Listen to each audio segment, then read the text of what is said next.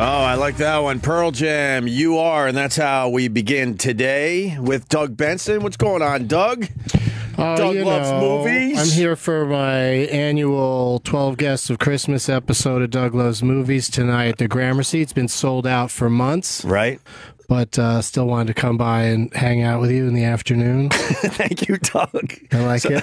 I like when people come in and say, look, I have nothing to promote. I just want to come by and say hi. I had a lot of fun the last time I was here. That's when I got Jerry Cooney to punch Theo Vaughn. Right. And that was super fun. That was the last time you were here? I don't know if we're going to get any of that kind of action today. It's just the two of us. Well, we'll do okay. I mean, Sherrod Small was supposed to come in. I don't know what's going on with him. I texted him and said, are you coming? That's always good to do at 5 minutes before the show starts. Which one of his burners did you text?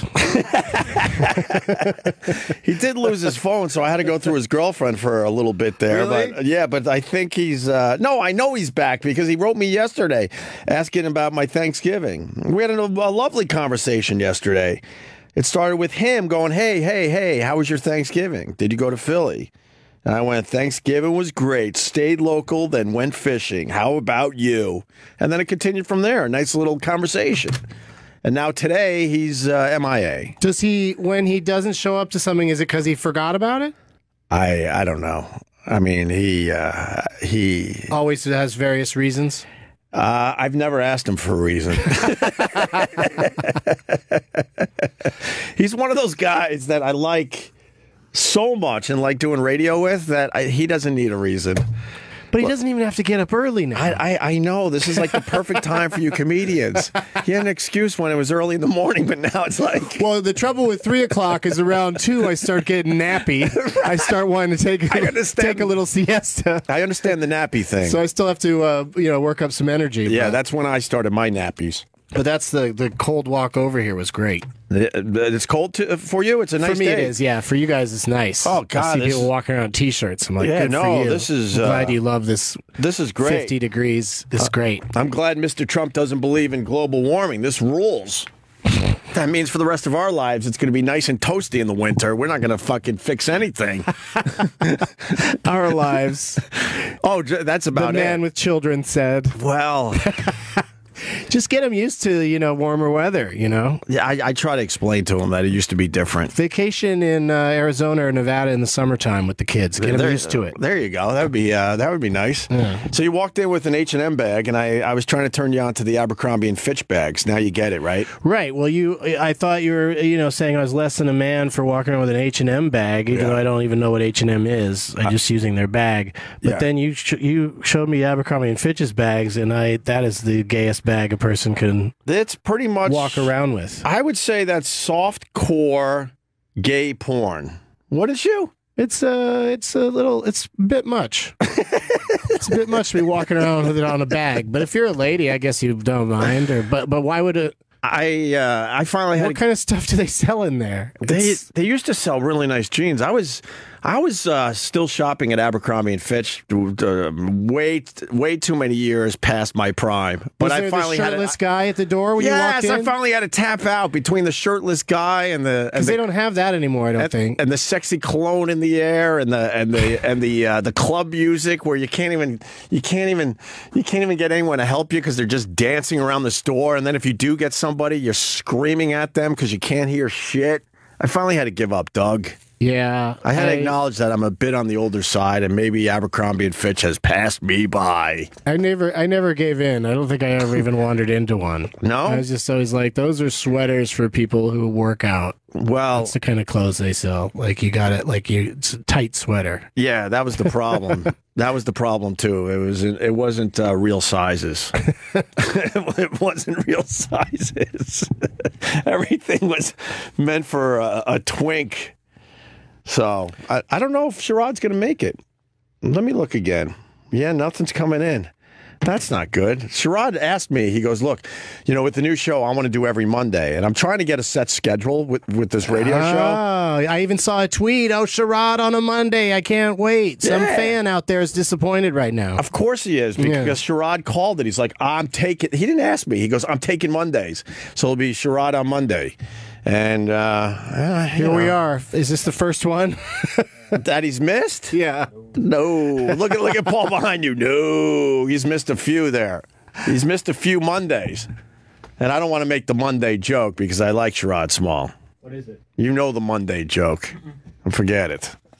I'm not racist, Paul, so I'm not going to fucking say it. I just know there's a Monday joke out there. How was your Thanksgiving, Doug? I'm trying to think of a racist Monday joke. You don't know the racist Monday joke? I can't think of it. All right. I'm not going to be the one. Is it like some sort of laziness joke or something? Well, I mean, aren't most racist jokes? I guess so. Lean toward That's laziness. That's one of the traits that the racists like to hit on. Right. Yes, they do. All right. Hey, do you know how much Bert Kreischer weighs? I do. Did you see his tweet? I saw the video. He tweeted himself on the scale. It was the best day I've had this year when I saw that. Why the hell are we talking about Bert Kreischer? Because hashtag Bert is fat, but also because... Wait, you're team Tom Segura? No, I'm team both of them. I love both those guys, and I never understood why they were calling each other fat. But now Bert's really seriously trying to lose weight. Right. And it made me so happy when I saw how much he weighed, because I thought we probably weighed around the same, me and Bert.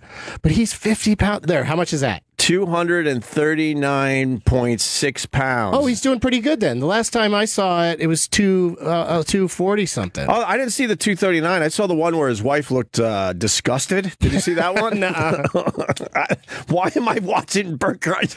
I know why I am. Because he's entertaining as all hell. Yeah, his weight might go up and down. Also, somebody posted a picture on Twitter of on his cable TV when he played back Bert's recent special. It said Rambo at the bottom. There's the picture, I think. Yeah.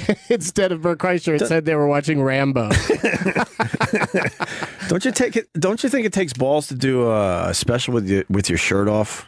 Yeah. I mean, I'm disgusted by it. Like when he does Doug Lowe's movies, he takes his shirt off, and it makes him more comfortable on stage. But I find it's very strange to me. Oh, I don't find it strange. I find it hilarious that someone has that much confidence that they'll just take their. I can't concentrate on what he's saying because I'm just like, put his shirt on, man. He comes in here, takes his shirt off immediately, starts drinking Tito's vodka. Then we drunk and shirtless. That's his happy place. And then we get to a point where we're singing songs, and he picks up the guitar. Did you see his midget wrestling impression? No, you have it? Yes, I do. Yes, I do. I'll be honest with you. I don't expect every one of my videos to do well, but this one should be doing much better. What's it at? How many's it got? It's doing okay. I don't know. It's around 7,000 people sat We're through getting it. there. You have to sit through this commercial first. Yeah, maybe I should get rid of the commercials. Maybe that would help the views, huh? I don't know. Isn't there a thing you click on to skip the commercial? Not this one. Every once in a while they give you one where you got to sit through it. The match. I used to do a really good midget wrestling impression. You did. Wait, Really? Yes, you did. Here, hold on. Are you going to run around? Wait, let's. Just got to take everything off. We got Bert Kreischer. Are you taking your shirt off for this? All right, he's taking his shirt off for this. This is a visual, but it'll certainly be on the YouTube channel. Oh, no.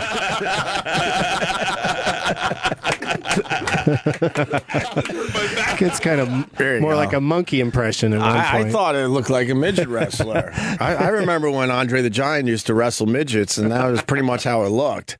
And then Andre the Giant, God, we come from a different time. We come from a different time. Andre the Giant would wrestle 3 midgets, and by the end of the match, he would stack them up in the middle of the ring and then sit on it like a throne. You think they would be able to get away with that these days? He'd say, anybody want a peanut? What? That's his line in Princess Bride. Oh, Christ. I forgot I'm with the movie guy.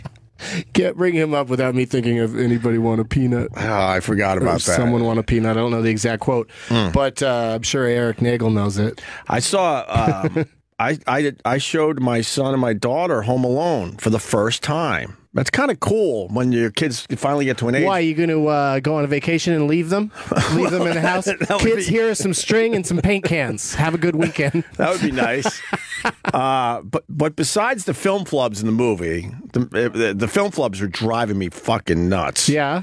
You know when the iron falls and hits Daniel Stern in the head?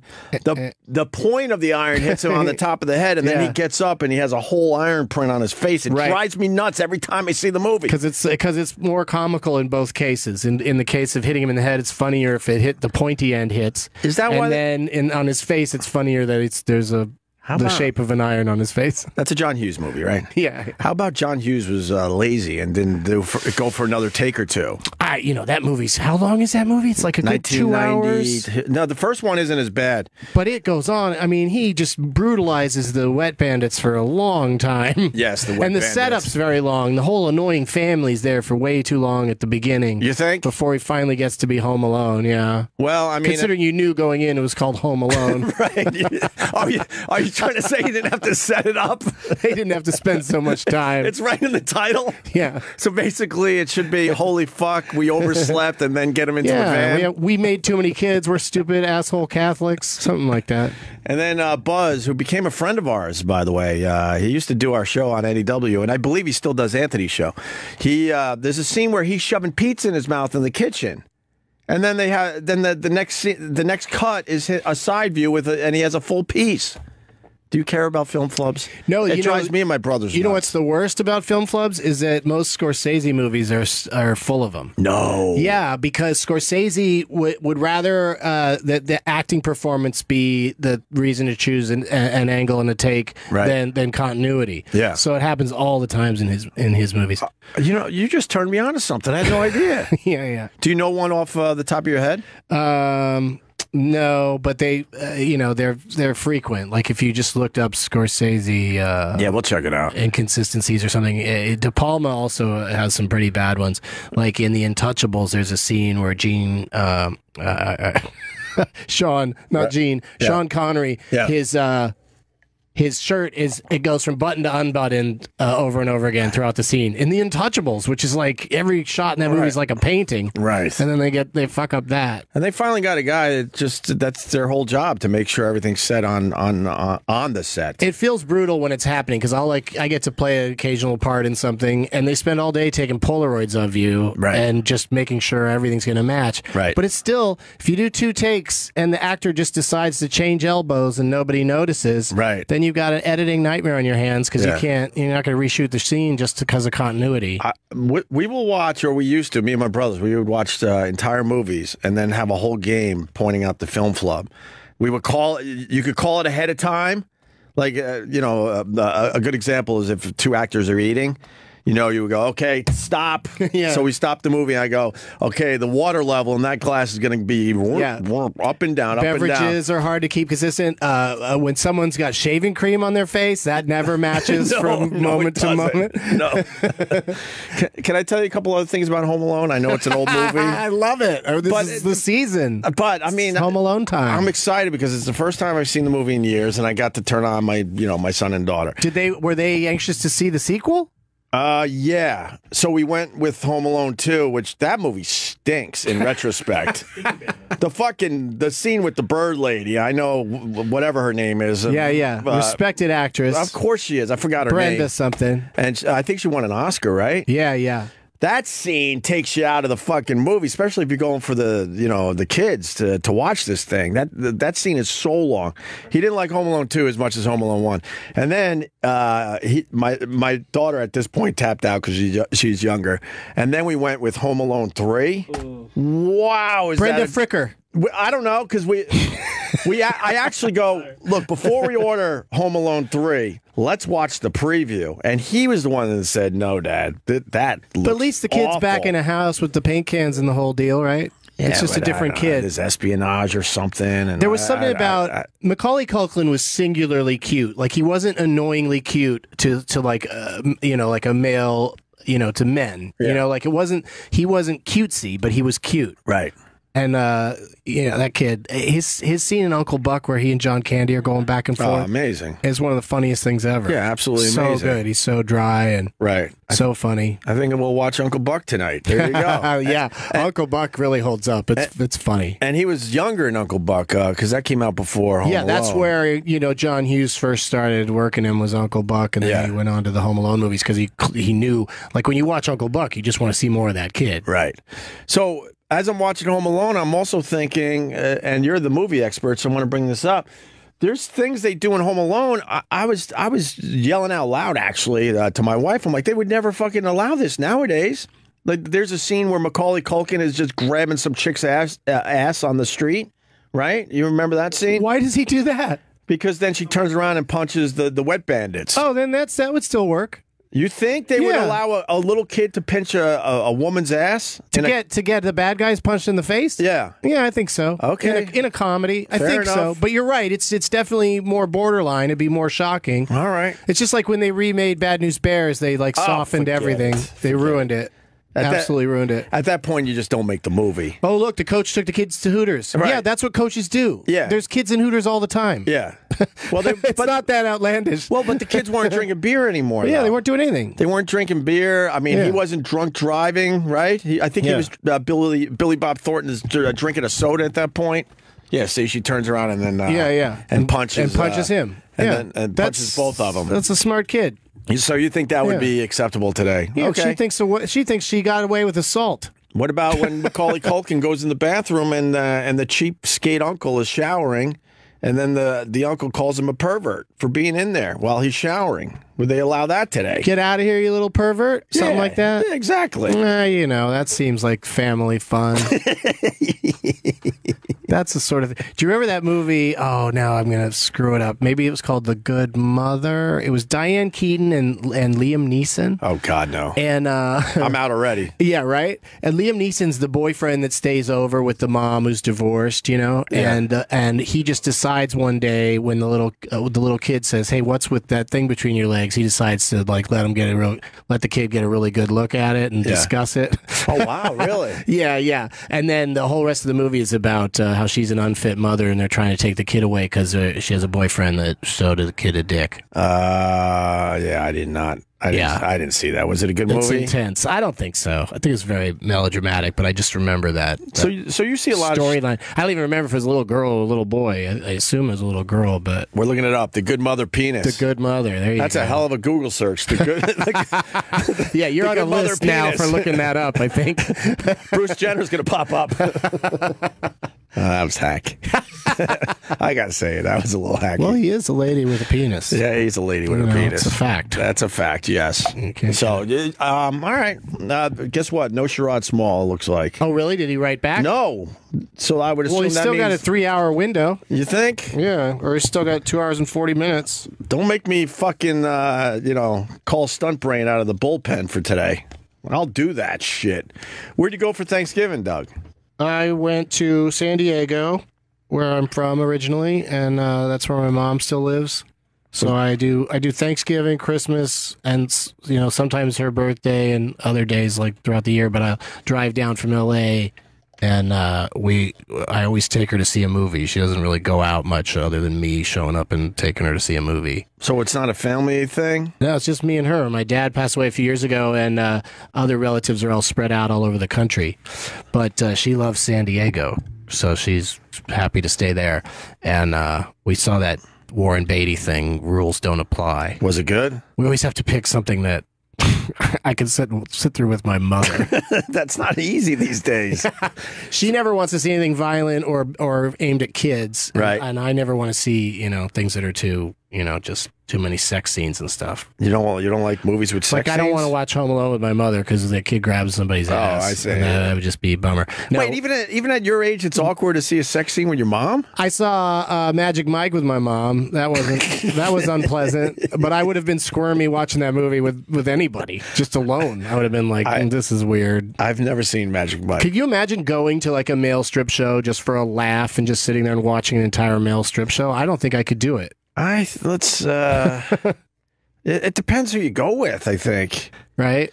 I mean, if you're talking like... I just don't think they could turn... I just don't think I could ever find any pleasure in it. To be like, what they're doing is for the ladies, and the ladies are enjoying it, so I can appreciate it. I think you would laugh your ass off how ridiculous the whole thing is. I don't know. They had a weird place in Magic Mike, too. Yeah. Where It was like some weird house in Louisiana or something where the male strippers do little performance art pieces in different rooms of the house for the ladies before they grind on them. And I thought that was interesting. But again, I don't think I would enjoy being there. Sounds like you've seen a lot of Magic Mike movies. I saw both of them because I am a completist. I saw every episode of Entourage for the same reason.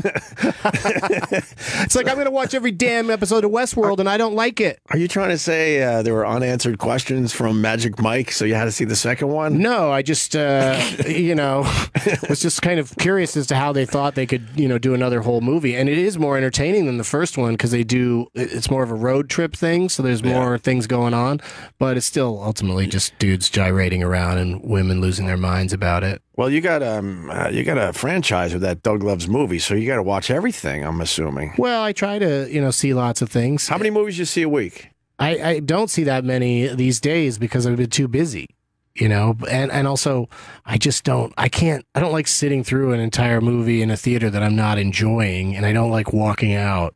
Why? Who cares about walking out? So I get I know I should be more like whatever and just walk out, but once I'm in there, I want to sit through the whole thing. Right. But I'm more selective now about once my butt's in the seat, it's like, it's something that I think I'm going to like. Right. And then sometimes I'm disappointed by it, but I rarely walk out, but I choose my movies wisely. Yeah. And we've both talked about this before. If you choose a documentary, there's a 90% chance it's going to be good because the documentary doesn't get finished and distributed unless something happened in it. Right. Right. Like if somebody makes an insanely boring or silly documentary, it's not going to get any more attention. Well, there's got to be something about it that's interesting, Well, did you see Pervert Park, Doug? No.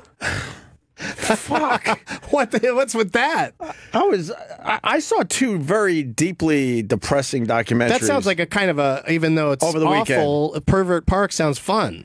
Well, sounds like a comedy. Well, Pervert Park, I've heard the news stories over the years, and we played one as a ridiculous news teaser where, there's towns that want to put all the perverts in one area. Well, they did just that in Florida, and it's nicknamed Pervert Park.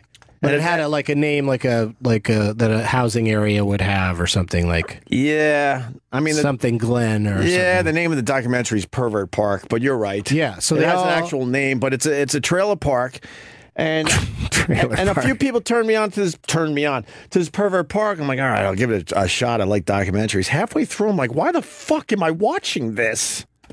It was horrific. And what pisses me off is, look, I don't know these people besides just seeing the movie. Yeah. But it scared me how, and I put this in quotes, so it's not misrepresented out there, how normal these people were. Right. Even though they did horrific crimes. Yeah. Oh, I don't need horrific crimes in quotes. No, you don't. But yeah, they live amongst us everywhere. There was only one guy that you would go, okay, that's a monster. Right. His eyes weren't right, and he was twitching and this and that. But the rest of them... It was deeply disturbing how relatively normal they are. They didn't all look like Stanley Tucci and the Lovely Bones. No. That guy, when he walks in, you're like, pervert. No. You go to the park, you pervert. No. And their stories are horrible. And then you learn, if their father didn't do this to her, she wouldn't have done what she did to her own fucking son. And then the son wouldn't have been with the 3-year-old. And I'm like, why am I watching this?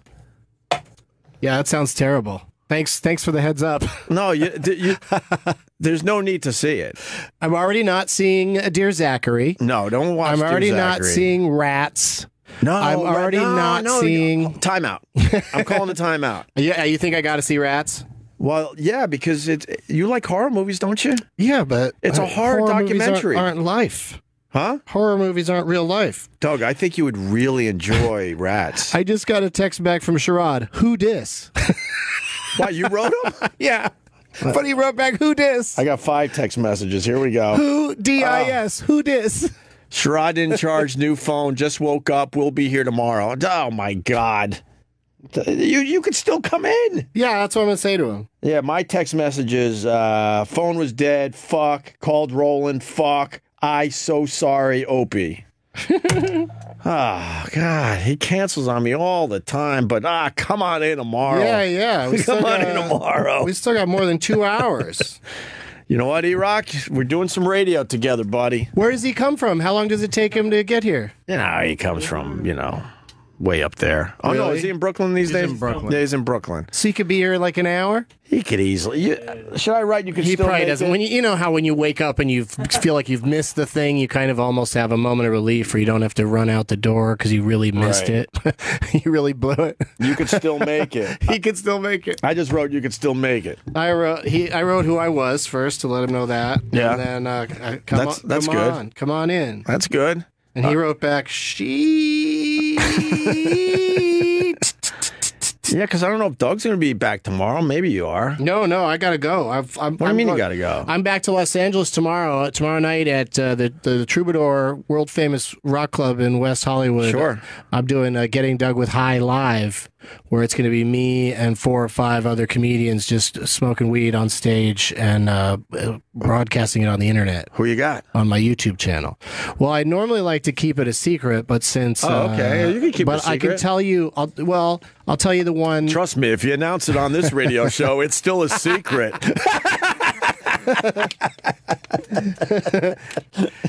Come on, you're on. I think you're on the perfect time for my listeners out in Los Angeles to get their tickets for tomorrow night, because this is like they're just rolling out at noonish. I'm hearing more from the LA people since Yeah. I moved to this slot. Yeah. You want to give one of them away, or you don't have to? Well, that's why I was just trying to think of, just trying to remember who the 4 we've got booked so far are. It's going to be really fun, I think. Oh, but the one that I'll say the one that you and your listeners would know, and that's Pete Holmes is going to be there. Nice. Yeah, he's amped up when he doesn't get high. So when you add weed to the mix, he gets spectacularly crazy. Has he ever done the show? Yeah.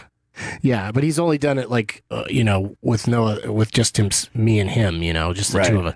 So this is going to be like on stage in front of people. He's going to completely melt down. Very cool. All right. He can promote his new show on HBO, Crashing. Yeah, you think it's going to be all right? I think it's going to be great. Sounds good. Yeah, Judd Apatow and Judd doesn't make Artie's on it. Artie's in there, and they just started the promos. I heard. I haven't seen it yet myself, but people were tweeting out the first promos of the show.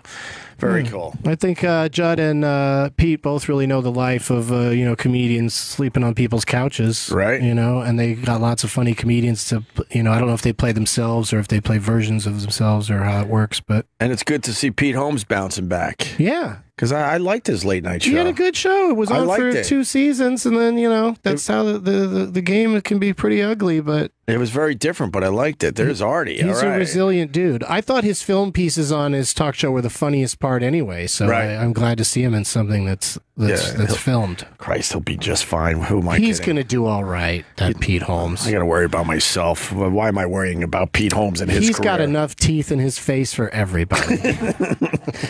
All right. So listen. Back to the documentary. So okay, did I ever answer your question about Rules Don't Apply, starring Warren Beatty? Did you ask me what I thought of that when I said I saw it? No, I moved past it. I didn't care. It's boring. Okay, go. Okay, I'm sorry. I should have probably asked that question. Though. I like Warren Beatty a lot, but it's a boring movie. Did Mom like it? She didn't. She wasn't as into it either. She was like, I was okay. And now that we're back to Mom, what do you do for like turkey? Do you guys have a traditional? No, we don't do shit. But what you gotta eat? We don't do any of it on Thanksgiving or Christmas. We don't even have a meal together. Right. We just go hang out and see a movie.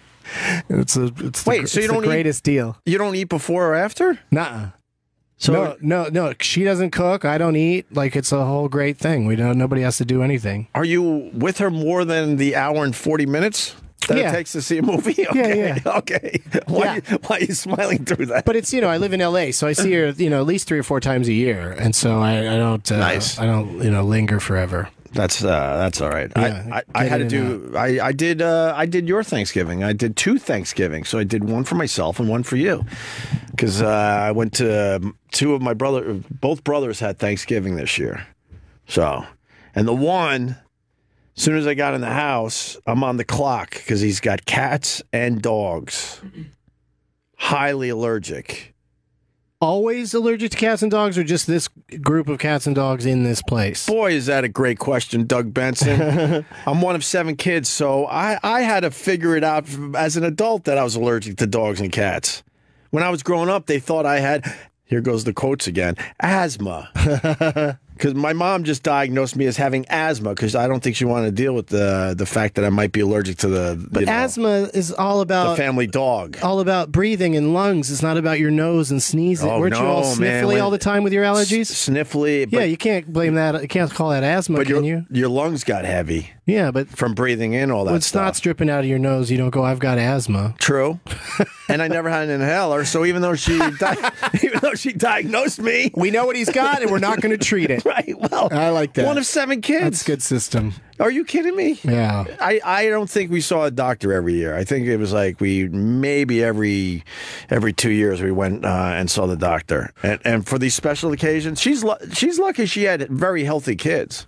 Do you think so she didn't have to deal with anyone having any real issues? Right. Yeah. No, that is lucky. And lucky that we didn't have a lot of broken bones with 7 kids.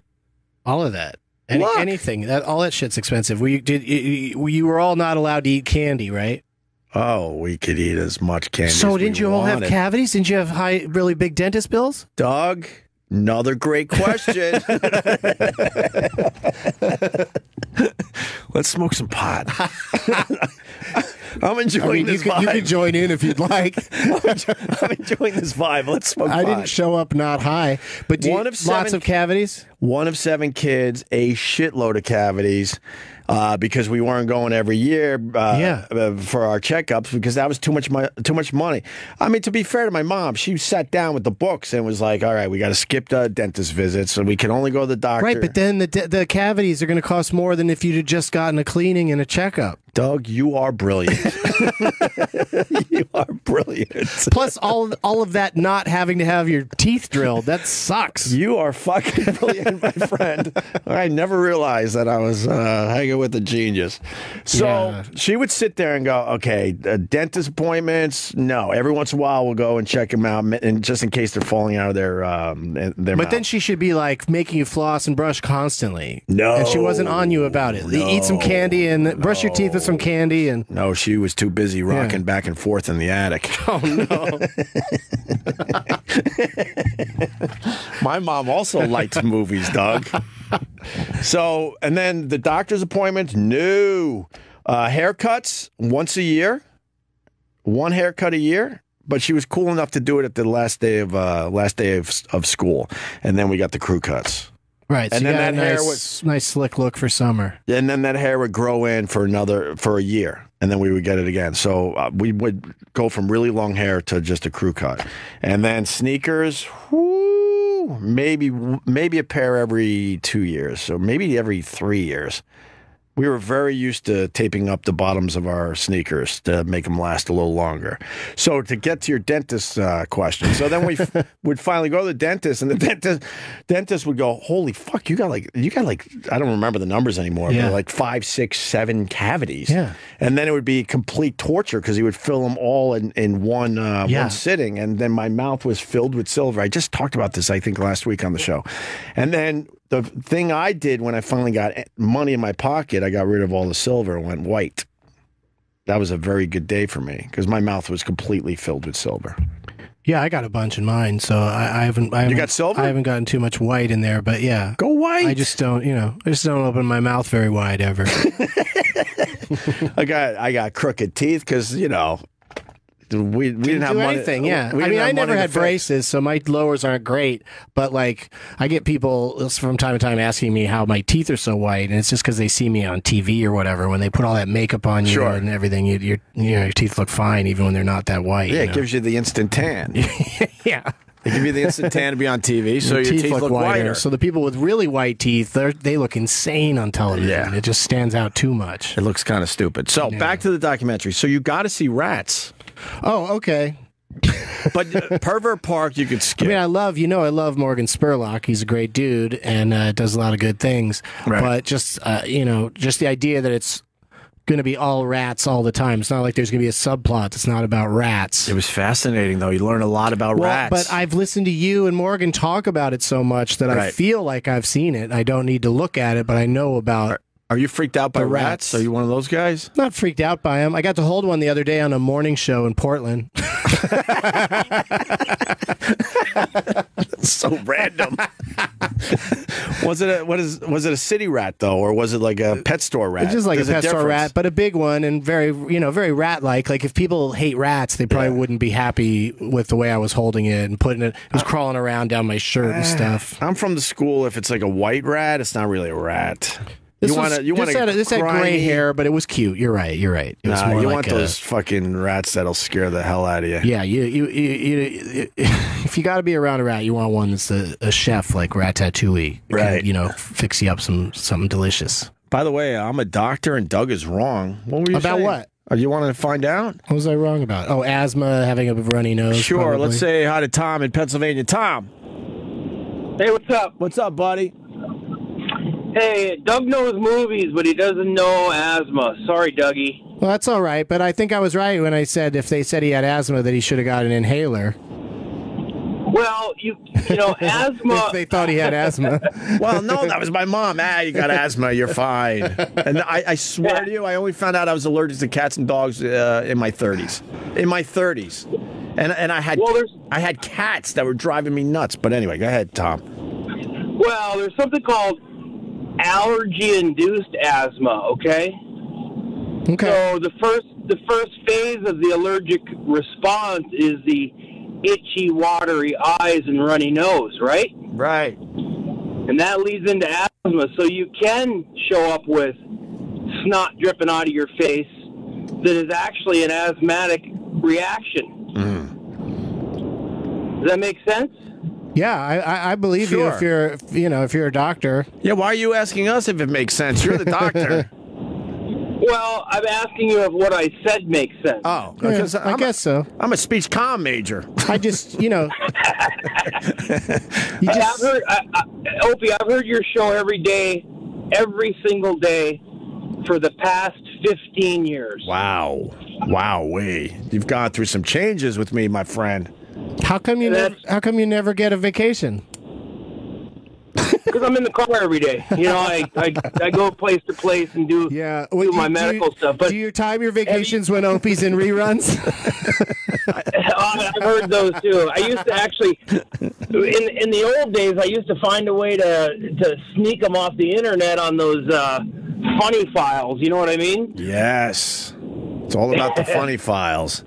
All right. By the way, Opie, have you listened to the morning show much at all, or do you listen to that? I can honestly say I haven't heard 1 minute of it. Well, if I hear another minute of their stupid banter, I'm going to puke. All right. Thank you, Tom. Thanks for the phone call, buddy. Carry on. Right. Carry on. It's fucking endless. It's just endless. Some shows, Opie, they cut the person off after they make their first statement, and then they kind of talk about them for the rest of the rest of the conversation, and the person doesn't get to jump in with some strange out of nowhere thing. It's been discussed ad nauseum that I can't help myself, Doug. Okay. I'll acknowledge that. But I was a good boy. I didn't say anything. I just haven't listened. That's the truth. Yeah. No, you answered honestly. Let's see. Can help out with his missing movie line. No, we don't need that. Oh, I said, does anybody want a peanut or someone want a peanut? I don't know which one it is, but no, this one wants peanut's the key thing. This is the one that kisses your ass. Let's go with one that kisses Doug Benson's ass. We'll see. It might be a wild. I've been listening to Doug Loves Movies every day. Or they could be tricking us, and this could be a prank caller. Yeah. James in New Jersey, go ahead. Yo, what's up, Bob? I just wanted to say, last night, me and a few of my friends went to see the show. Yeah. And really, the only reason we went to see the show, we listened to the podcast, but we never would have heard about it if it wasn't for Opie. Oh, Came on a couple weeks back or a month or two ago or whatever, promoted it. I looked up tickets that night. We bought 4. We went. That's awesome. Time. That's great. Absolutely, man. I really enjoyed myself. I got hit with a donut at the end. I got it. Sorry about that. Were you able to catch it and eat it? No, dude, it hit the floor, and I looked at it, and I was like, should I pick this up and show my friends I just got pelted with this donut? But I left it there. I gotta say, I did Doug Loves Movies. I love the experience. I'm really horrendous at movies in the end. If it wasn't icing down, I would have picked it up. If it wasn't icing down, I would have picked up that icing donut. Icing down? Who cares? No, if the icing's touching the floor, you'd still eat it? In a second. Do it right now. Because I hate people that go, yeah, I would do it, but do it. I'll do it. I don't give a fuck. All right. I ate eggs that had cockroaches crawling I'm sure all over Roland has a donut in his pocket. We can do that. Thanks, James. I wish you were on last night. I wish you had Opie on more because the guests were a little subpar last night, but I had a good time. Well, I'm glad you had fun. It's a fun, we always have fun with the format, and Opie's always welcome to come back. So come again some other time. I think Doug realized how awful I am at movies. I understand, but maybe we find a better. Listen to a few episodes. I think you're not taking into account that most comedians don't know shit about movies, and most of my guests sit there and fumfer around and don't know what to say. That's why the callers like subpar guests last night, because they didn't know anything. They were funny, but they didn't know anything. The funny thing is, your audience, they all raise their hands and they want you to pick them. And I'm like, you don't want me to be representing you. We're not winning shit with this. You never know. I'm just trying to get a couple funny lines out, and that's it. Anyone can luck into a win on there because it's just things land in your wheelhouse or they don't. Right. I was what he was referring to. You did Doug Loves Movies on this channel a couple months ago, and it was unbelievable how good it was. And then it turned on that guy. He's a new fan of Doug Loves Movies. Yeah, that was super fun. I'd do that anytime. And but that doctor didn't hear it because he was on vacation that day. No, he was too busy listening to me. He was catching up on old episodes. He was fucking around with funny files. Funny files. And your fans are unbelievable, man. They're hardcore. They're into it. They so get into it. All right, so let's get back to this. Pervert Park, no. Rats, yes. Okay, I'll watch Rats, but I'm not going to watch Dear Zachary. No, and I strongly suggest to anyone they don't watch Dear Zachary. I mean, it was put together wonderfully, but fuck, who needs that shit in their life? For real. But the movie you should see is Gleason. To get serious for a minute. Yeah, I'd check that out. I've heard good things about it. I've heard it's good. Like, that's the thing about documentaries is when people start raving about one, I just sort of, mental note and try to watch it because it's always interesting to watch those things unspool without knowing what it's about. Right. Well, when they were raving about Making a Murderer, you knew you had to jump right on because you knew this Twitter was going to spoil everything. I never did. You didn't watch? I didn't watch any of it. I listened to you talk about it a lot, so I feel like I know a lot that happened in it, but I didn't watch any of it. I'm real bad at even when I like something. It's hard for me to watch something that's 10 hours or however long that was. Right. Well, this Gleason movie is going to win everything. It's going to win what can it win at the Academy Awards? Can it win Best Movie even though it's a doc? Movies that are documentaries are eligible in the other categories, But that's really hard to do, right? It rarely happens. Okay. Rarely crosses over. Like Hoop Dreams was nominated for editing. Right. And there's another great example that I can't think of right now. There's another doc that was nominated for editing, or maybe musical score. Right. But Best Picture I don't think has ever happened. Right. But it could because documentaries are so good and they're just starting to get more mainstream attention. Well, I mean, it's got to at least win Best Documentary. Between HBO and Netflix, they're both doing so much for docs. Right. Well, this movie is about Steve Gleason. He played for the Saints. He retired early. I don't know his story, why he retired early, but I think he was only like 28 or 29 years old, maybe 30, and retired. Then he had some symptoms, and he goes to the doctor, and he decides to start filming everything. And he goes to the doctor, and he starts talking, I'm having some feelings that aren't right, and the doctor thinks it might be an old football injury, maybe something with my vertebrae, and it could be this or that. And then he just casually says at the end, and they're also saying it might be ALS, Lou Gehrig's disease. And sure enough, he's got Lou Gehrig's disease. And this movie basically shows this incredibly strong athlete. He's a strong person no matter what. That's what you learn from this movie. So that's why I want to say it like that. This strong athlete, really good-looking guy, has the world by the balls, and he's diagnosed with ALS. And the movie takes you. I hate saying this word, but in this case, it's appropriate. It takes you through his journey. Yeah. I hate when people have a journey when they're losing 10 fucking pounds or going to try to find a new job. They're going on a journey. Shut up. People throw around the journey thing a lot. Their own journey. Like teenage girls, when they become famous for some reason, they talk about their journey a lot. Right. Thank you for being here during my journey. Like you're 17 years old. Settle down. And you show your ass. You got a lot more journey ahead of you. And you show your ass on Instagram. Let's relax. Let's relax. That's not a journey. Relax that ass. Right. So, and the movie, I was bawling. Is it all right to admit on a radio show that you were bawling at a movie? Sure. Did you see the Glenn Campbell one? Yes, that was brutal. That's also a terrible, terrible journey that they managed to capture. Do you say Alzheimer's or Alzheimer's? Wait, what? Now you got me questioning my own. Well, do you say Alzheimer's or Alzheimer's? I think I say Alzheimer's. I think I say that too because it's Alzheimer's. Alzheimer's just sounds like it only afflicts people named Al. Right. The Glenn Alzheimer's affects everybody. The Glenn Campbell movie was brutal. Yeah, that was rough. It was brutal. Yeah, but you also learned that what was it? His third or fourth wife was pushing Mr. Campbell. I think. I think they should allow Mr. Campbell to enjoy the rest of his life as you know, before this disease completely took hold of him.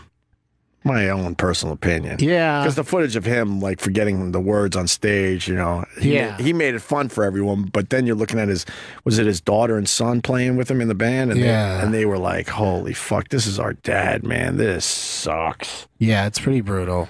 But so's the disease, you know, and just bringing attention to it and showing how, like, I mean, the guy couldn't have been like a cooler, more talented guy, right? And then he just acts like such an asshole sometimes because of the disease, you know. And it's just really interesting to watch. It absolutely was a good documentary. But so Gleason, about Steve Gleason. And then he's doing blogs because then he finds out his wife's pregnant. I forgot, only a few weeks after he was diagnosed with ALS. So he's thinking, oh, my God, I got 5 years to live and my wife's pregnant. So he starts making video blogs, everything his son's going to need to know to go through life, you know, one of those type of things. And then you see him still completely with it and normal, speaking, being able to do pretty much everything. And as this movie progresses, you know, they show him going for a swim and he could barely do it. Then they show him going to a faith healer because his dad is a very religious man. So I would love to ask somebody from that movie, you know, that scene in particular, because Steve Gleason is there. Was he believing that he could be healed by a faith healer, or was he just doing it for his dad? Because then he whispers as the faith healer's doing his thing, and he whispers to his wife, I'm going to go up there and run. And he's a good month or two into the disease at this point. So he goes up there, and in front of everyone, he tries to run and falls flat on his face after 3 feet. Right. And then the movie takes you to the point where he's not talking anymore, where he's not able to walk anymore, so he's in a wheelchair. Takes you to the point where he can't shit on his own anymore. That guy, look at this guy, is so full of life. That guy right there. Can we play the trailer for Doug? Yeah, let's play this. That's brutal. Yeah. There's no way anyone can sit through that without crying. Dude, I was teary-eyed. I mean, a whole movie of that? My kids were playing Minecraft on their iPad, so I was like trying to hold it in. I have no problem admitting it. I wanted to bawl my eyes out. I'm like, this movie is brutal. But this guy has created such awareness for ALS, raised so much fucking money, still living with a great sense of humor. He's on Twitter. At this point, he can't move at all. And he communicates with his eyes, you know, kind of with the board, and then there's a scene in the movie where he's laying down his voice, knowing he's going to lose his voice, and then when he communicates, it's at least his voice when they read back his messages. It's brutal, man. If you think you're having a shitty day or your life is shitty, watch this movie, and then you realize it's Monday. What watch the fuck? Gleason. But for real, man, if it doesn't change your life in a way or two, then I don't think you have a soul. Yeah, it was an eye opener. It seems like it'd be very, very moving and very thought provoking. Would you watch a movie like that, Doug Benson? Yeah, absolutely. But it absolutely is inspirational. It's not one of these where holy fuck, nothing's getting done here. You're just watching this guy deteriorate. His quality of life, believe it or not, hasn't changed that much. It's extremely different, yes, but he's still that same person inside and still living his life to the fullest. So, but did you ever see that movie, The Butterfly and the Diving Bell? I read the book. Believe it or not, the movie's great. I didn't read the book because I'm a movie guy, and but the movie's very uplifting and upsetting at the same time. Right, and it's the same sort of deal. The guy was guy was just completely suddenly just was very frozen, couldn't move anything except for his eyes, and so what was his? He blinked an entire book to his nurse. Well, didn't he only have one eye that he could blink with? He could only move one eye, yeah. Right. And he just blink it Morse code style to write an entire book. And a very poetic book, too. It's amazing. And what's the disease he had? It's got a name, but they also call it locked-in syndrome. Locked-in syndrome, right, exactly. But it's probably got a more technical sounding name. Yeah. You know what? I got to see that movie. I love the book. That movie's really, really good. Yeah, all right. That's one I got to check out. Yeah. I'll save that for Tuesday. Today, it's all about Gleason. Oh, it's brutal, though, man. I mean, to see this really strong, like I said, athlete, good-looking guy, has the world by the balls, and then life handed him that. Yep. That's why you got to make the best of every day. That's why I'm going to watch Rats tonight. Yes. Just in case I have a terrible disease starting tomorrow. All right, Doug Loves Movies. Where are we at? I know you're not really promoting, but we're going to take a break here. Yeah, back in Los Angeles tomorrow night at the Troubadour. Tickets are available for that. You can go to douglovesmovies.com for all my dates. This Saturday I'll be in San Antonio. I've got Austin, Texas, and Fort Lauderdale coming up. I like to visit the warmer places during the winter months. Perfect. Yeah, it works out pretty good. Yeah, that's smart on your part. Yeah. I never understood you comedians where you're playing Minnesota in February. I'm like, can't you sometimes you just got to take a gig, but True. I'm lucky now. I get to kind of pick and choose where I'm going to go, and that's great. I love it. I got an update from Sherrod. I did too. What's yours? Mine, I said, yo, you could still make it. He wrote, just call Roland to see if Carr was still here, because we get Sherrod a car. Okay. And why are you doing that, Paul? What's wrong? What do you got over there? I'm trying to. So the car's probably not there. He goes, still. They said by the time I get there, the show would be over. I'm in Brooklyn. And then that is probably too personal. Not even that bad, but just because I don't know if he wants me reading his texts. I mean, the basic stuff, I'm sure he'd be fine with. Then he writes, didn't get to bed till 4 a.m., set alarm, phone died, and I just woke back up. And then he says, I'll be there tomorrow an hour early. What good does that do? I don't know. Have him just sitting around the hallways. Although I started Facebook and Live before the show, so he could be the star of the pre-show on Facebook Live.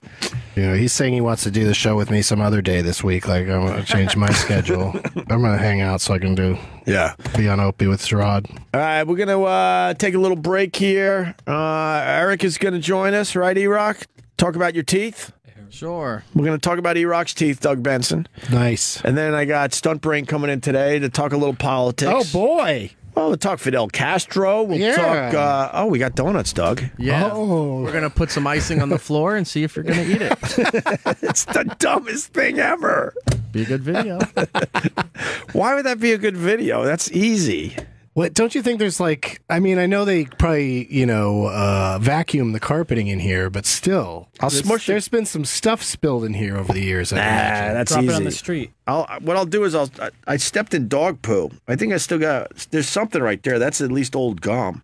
I could smush it into the sole of my shoe. Wow, you just really willing to do anything? I'm desperate. Have you read the boards? I'm desperate. I gotta make this work. Opie's eating shit off the floor to get people to listen. I'm desperate. Please listen to me. Stop talking about depressing documentaries and eat something off the floor. No, the Be Gleason. an entertainer. The Gleason thing is so uplifting. It really is. It is. I'm very uplifted I by swear just it's from the uplifting, trailer. There's especially- lots of shots of this beautiful child who will obviously live and maybe not get the same disease. Oh God, that's what I was thinking. Is he passing it on to his son? I don't know. I think it maybe skips or something. I don't know if it's direct. Some of that shit skips. So, I think so. and by the time his son Maybe has that kids, doctor can call in and set us straight. It doesn't skip, but it does make your nose sniffle. if you want to get really fucking depressed, we'll call Dr. Steve. We could talk about ALS for an hour. Dr. Steve said he wants to be on Doug Love's movies. Oh, really? Yeah. Well, you should do that. That's what I said, sure. Why are you laughing as you say that? I That's said not sure. nice. No, I said sure, but I was expecting you to say something. I want to turn Dr. Steve on to some knowledge about ALS that I didn't know. This Steve Gleason had a choice to make. He was very close to death, and they said they could prolong his life considerably if he got a ventilator.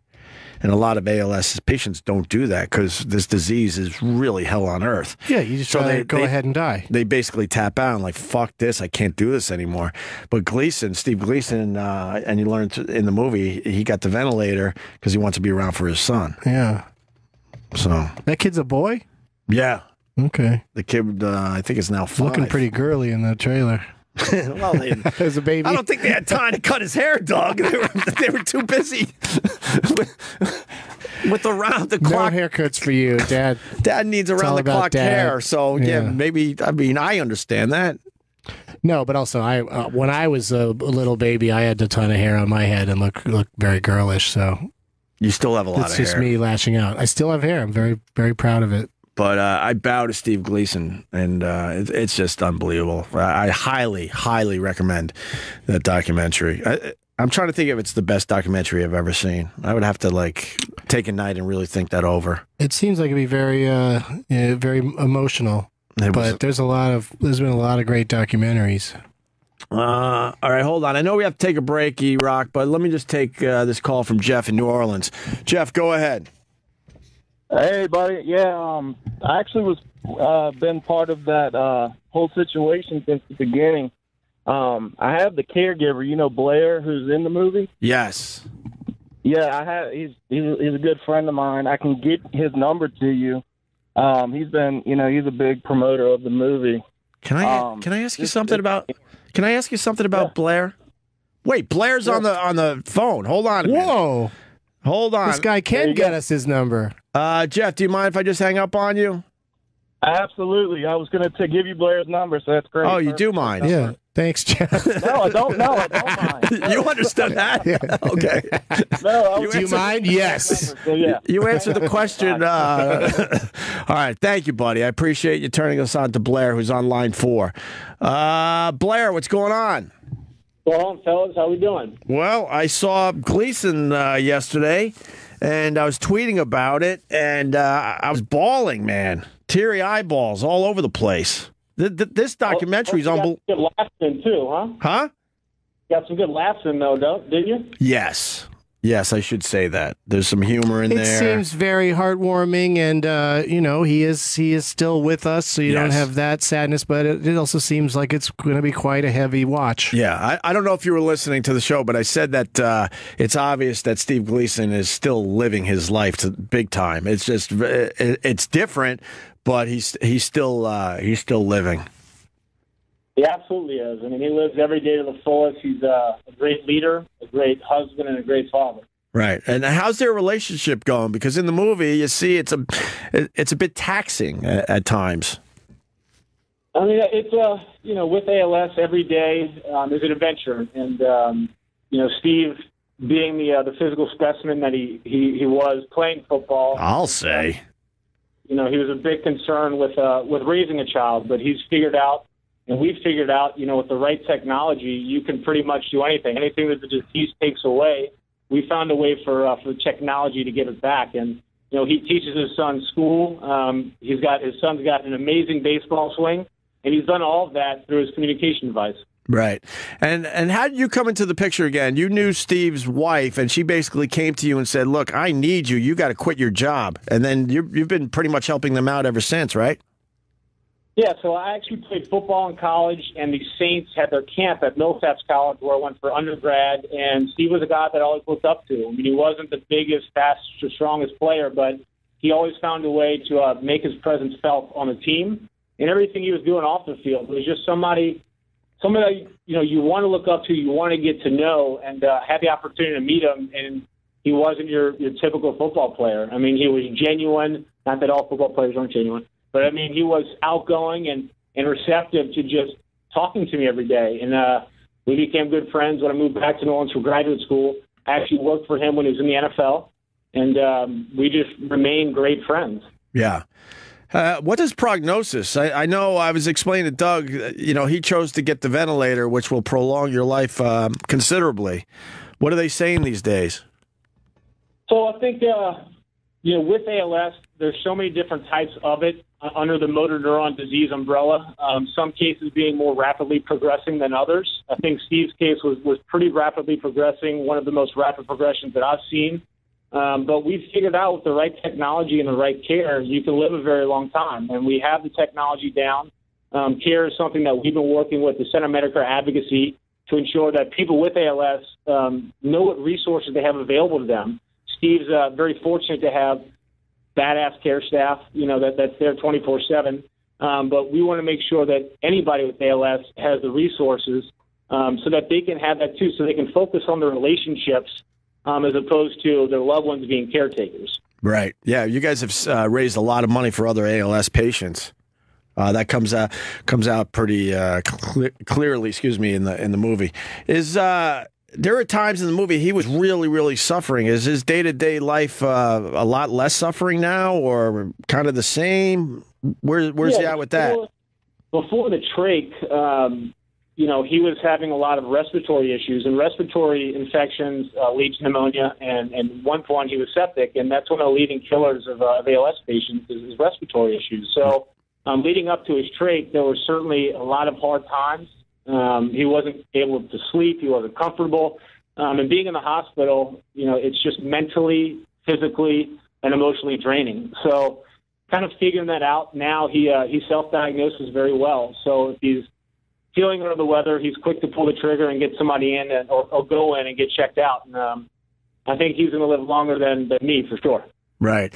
And can he feel if you touch his arm, or how does that work? Absolutely. I mean, you can feel everything. With ALS, it affects your motor neuron. So your brain basically stops sending signals to your body to be able to move, and therefore you lose muscle mass. But he can certainly feel, taste, and smell everything. Okay. The question I got to ask you. So how do you deal with an itch? Like, here's a guy, he can only communicate with his eyes, and he's got one of those itches. How does he tell you guys? So he speaks through a communication device. This technology that we've been working on for the past 5 years with some large eye gaze vendors as well as with Microsoft, he communicates through his tablet as he does everything with it. And, he makes light of all the hard situations. Anything that he needs, that may be uncomfortable for some people to say, he has a very humorous way of letting it out and making light of it. Right. Well, I got to tell you, Blair, this movie, I think, changed my life. I'm sure you guys are hearing that a lot from other people. The movie's unbelievable. And yes, I should tell people it's very funny at times. He's got a very good sense of humor, and his wife is giving him shit at some of the most awkward times where, he's dealing with some really crazy heavy stuff, and she's giving him shit or they're joking about it. And I don't know. I feel like this movie is going to change a lot of people's lives. You look at your own life and go, God, why am I bitching about this or that? Who cares? It could be so much worse. Yeah, I think there's a lot of storylines there, and I think for that reason, obviously we need more awareness for the disease, and this is certainly a great tool for people to understand more of what people are going through, not just with ALS, but any neurodegenerative disease or brain injury, but it's more than that. I mean, it's about love. It's about a father and a son. It's about a husband and a wife. And I think it's perspective that people need, that people take for granted is, you don't know what tomorrow holds, so keep your relationships intact, really get the most out of what you can get in a day, and your big problems become small, and your small problems are non-existent. Right. Very good. You got a question, Doug? Yeah, is he continuing to be documented and filmed? Like, because the story's not over and it's still probably quite interesting. You know, he had, with the documentary, there was over 1,400 hours worth of footage. So there was somebody around all the time. Ty Minton Small and David Lee were the two videographers that were attached at their hip at all times. I mean, they were part of the family. And as much as Michelle and Steve love that, I think right now it's more of just getting back to being a family and enjoying life for what it is. Yeah, that makes sense. We played Pearl Jam's "You Are" to start the show. I didn't even explain why we played that song. I was checking out Steve Gleason on Twitter, and he really, really likes that song by Pearl Jam. He loves the band in general and was able to interview them when their album came out a few years back. Were you around when he talked to Eddie Vedder? So I was actually there in Seattle. You know, we were at the McCready's, but I do a little volunteer work and actually left to go to a muscular dystrophy camp to be a counselor. The 1 week that I took off, I missed him interview the entire band. But, I mean, those guys are always around. They invite Steve to, all of their shows when Steve's able to make it. And it's a great relationship. Those guys are super genuine, just like Steve, so it's a match made in heaven. I love how you're downplaying this, but I'm sure in the safety of your own home, away from everyone else, you're like, son of a bitch! Right. He got Eddie Vedder to tear up, by the way, Doug Benson. Yeah, I bet he did. Because he was asking Eddie about his own father. And Eddie's like, wow. And it was a great answer. He basically told Steve Gleason, what are you, Barbara Walters? And it was a very good exchange. And I like the stuff about Steve Gleason and his very religious father and how that played out in the movie. Very, very interesting. So anything else you want to say, Blair? No, I appreciate you guys supporting not just the documentary, and the awareness is much needed, and we really support you. We really appreciate you guys, so thank you very much. Yeah, it's on, where did I see it? I guess I saw it on, was it HBO, Showtime? It's on all the cable networks right now, so I highly recommend. Yeah, go ahead. Amazon Prime, iTunes. If you're on a Delta flight, they're actually playing it on Delta flights right now. Okay, cool. And do me a favor and give Steve Gleason my best. I'm serious. This movie just, I think it might have changed my life, and I think a lot of people are saying that. So I really, really appreciate this film. Well, I just texted him and let him know that you guys were talking about him, so you'll probably hear from him soon. All right, cool. Thanks, Blair. I appreciate it. All right, fellas, you have a great one. Yeah, right you on. too. Blair is prominently, in this movie. So. Wow, that's amazing. They called right in. Yeah, that's cool, right? Yeah. Let's talk about something else that we want. Well, how about something you want? Because I think this type of stuff creeps you out, Doug, is what I'm thinking. Do you ever do you ever start talking about some sort of food and then people bring you some of it? Oh, God. Does that happen a lot? Just yell down to Roland. That's an easy one. What do you need? No, I don't want him to go get it. I just want to, Who do you want to talk to today? Let's try this out. Who do we want to get on the phone? Yeah, let's try this out. Let's get Sherrod Small on the phone. Oh, come on. You can go for anyone. We got Blair. Just start talking about him and hope they call in. Who's a big part of the Gleason movie. Yeah, I don't think you're going to get a better guest than that one today. You don't want to talk to anybody? Well, let me think about it. Let's think about it during the break. Okay, we can do that. We're going to finally break here. We can tease that we might be talking to somebody. When we get back, we're going to talk to E-Rock and his broken teeth. We're going to talk maybe to Stuntbrain, because there's a lot of politics going on. It's too much. You've had it too, right? I'm so done with it, but I still sort of pay attention a little bit. How about we just do a little then? Yeah. We'll do a little taste, as they say. We'll do as much Stuntbrain as we think people can take. Are you kidding me? Bring him in when there's a hard out at the end of the show. Not a fan of the Stuntbrain, are you? No, I think he's great. I've actually got to sit next to him the last time I was here, and we had a lovely time. Meaning you did. But but the fact that what comes with him is just talking about politics. We could talk about Bigfoot. Let's talk about Bigfoot. Are you a big fan of Bigfoot? Nah, I don't care one way or the other about Bigfoot. Really. They're trying to get him on. I'm not for or against Bigfoot. They're trying to get Bigfoot on the endangered species list. Well, that's, it's you don't get any more endangered than not existing. That's what makes that headline so special. Look it up if you think I just bullshitted you. We'll be back. I liked Barney Miller, but I can't really tell you much about the show today. I loved it growing up, and same thing. I don't remember a whole lot of it. I just know I loved that show. Well, Ron Glass was very dry and very erudite. Harris, yes. Detective Harris, and yeah, it was a really good show. It was like watching a play that takes place in a in a rundown precinct. Everyone trying to spell Wojciechowicz. Booking room. They always had fun. Yeah. I think there's some character actors who came through as 8 or 9 different criminals over the course of the series. Did Ron Glass die before Abe Vigoda? And who would have called that? Ron Glass just died. Stuntbrain. Abe Vigoda died a few months ago. But pretty damn close, though. They were too close. Now that you mention it, but it's Abe Vigoda weird that hasn't come up. Abe Vigoda was a lot older than Ron Glass. Ron Glass was only 71. Abe was what to be 100. What are we looking at? 21, 94? 79. Then you go 15 Carry after the that. Let's go 94. Did you say 94? 94. Hal Linden is alive, right? Yeah, he's an asshole. Wojciechowicz is alive. Wow, wait, breaking news. Whoa. Hal Linden is an asshole. Why? According to E-Rock.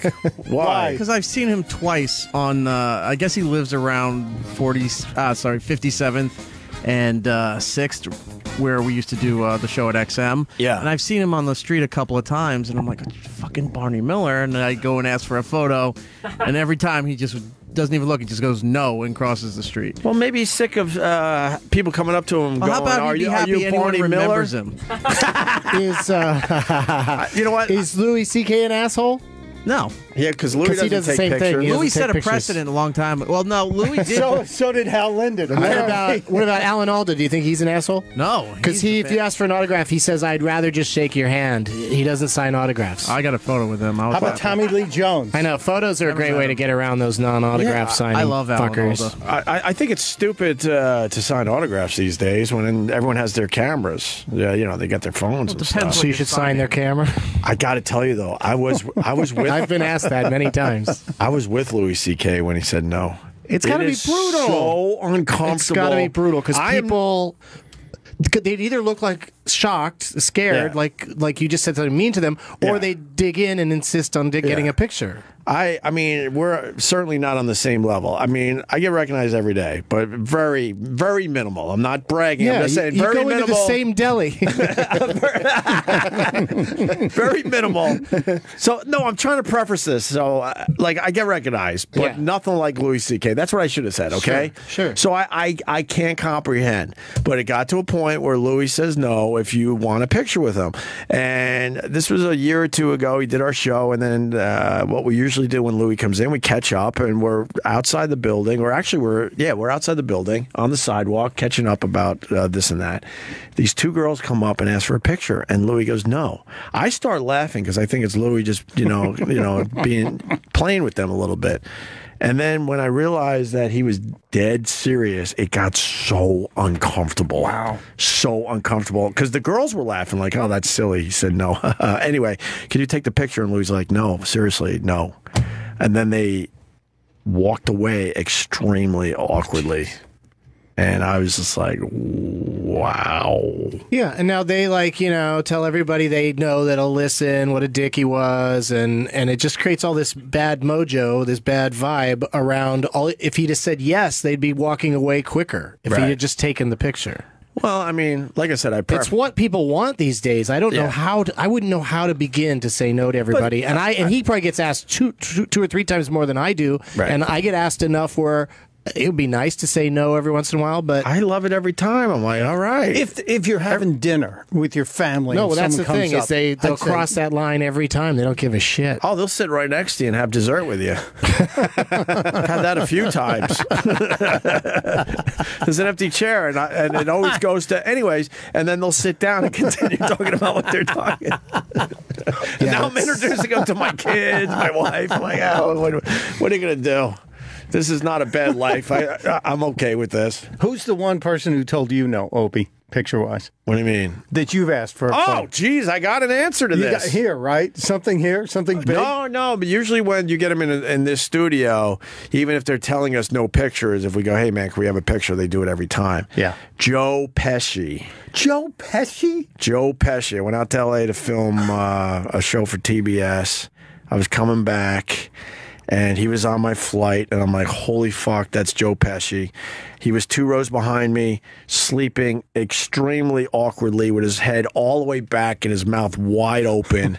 And a lot of people know I love filming shit, and I didn't film it, and I wanted to, and I should have.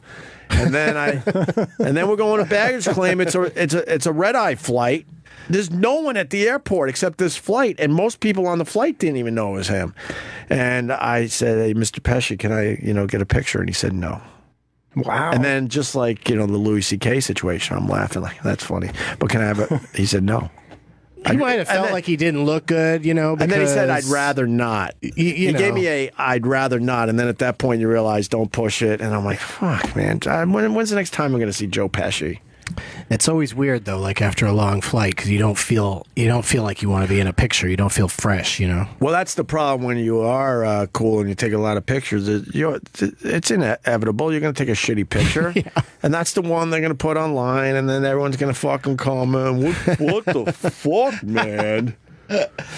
I'd like to do as little of it as possible, but it's just so much easier to just do it, especially if they're going selfie style, if there's not a lot of handing around the camera, like you take it, no, you take it. If they're just going to jump in and get a quick shot, I'd rather just get it over with than stand around and discuss it with them. But E-Rock thinks Hal Linden's an asshole because you walked up to him and said, "Aren't you Barney Miller?" Twice. No, I never said twice, that. right? You got him twice. I never mentioned Barney Miller, and I said, "Mr. Linden, I'm a big fan. Could I get a photo?" Nope. And he's still wearing that old 1970s fucking beige raincoat for no reason. Says the fashion maven in the other room. Hey, my hoodie's Aren't you current. supposed to be watching Simpsons 600 by now? I should have been, yes. What was that about over the weekend? I was trying to follow. It's only half done, right? They're No, playing, it's not even half done. They're playing every Simpsons episode? Yep, the first 600 episodes. Oh, the first 600. How many are they up to? When I left, I think it was like 190 something. Yeah, it was How many total episodes? 600. It's over 600. That's what I mean. You said the first 600, but how many episodes has The Simpsons done? Whatever. Not many more. Whatever the 600 episode was the beginning of this season. So whatever this season is in addition to it. Yeah, it's pretty much all of them. All right, so the answer is it's pretty much all of them. Yeah, and they started with like a pilot or a Christmas thing they did before the series. They were on the Tracy Ullman show as shorts. Then they had a Christmas episode, which was their pilot. But that's what they showed first in this marathon. Yeah. Yep, because that's the first episode. Yeah. So you never got your picture with Hal? No. Hal Linden. No, but if you see him a third time, you definitely use this is my third attempt, Mr. Linden. Or you're my favorite you know what I mean? singer. Yeah, because nobody knows him is for singing. Yeah. Okay. Wait, you know him for singing? Yeah, he's like a nightclub act. He's like Feinstein's or one of those, Don't Tell Mama places. Yeah, he's been in Broadway shows and shit. He's like a cabaret singer. Look at him singing Mac the Knife. There you go. See, I love your Mac the Knife. All right, let me hear this Mac the Knife shit. Have the wherewithal to make. Oh, he's going to have a speech first. He looks good, man. This was 2012. Oh, the shark has It's like Shatner singing. dear, He's just pandering. and he shows He's looking for pussy. pearly white. Oh my God, that guy's old. Just a jackknife. This is a drunk dad at a wedding.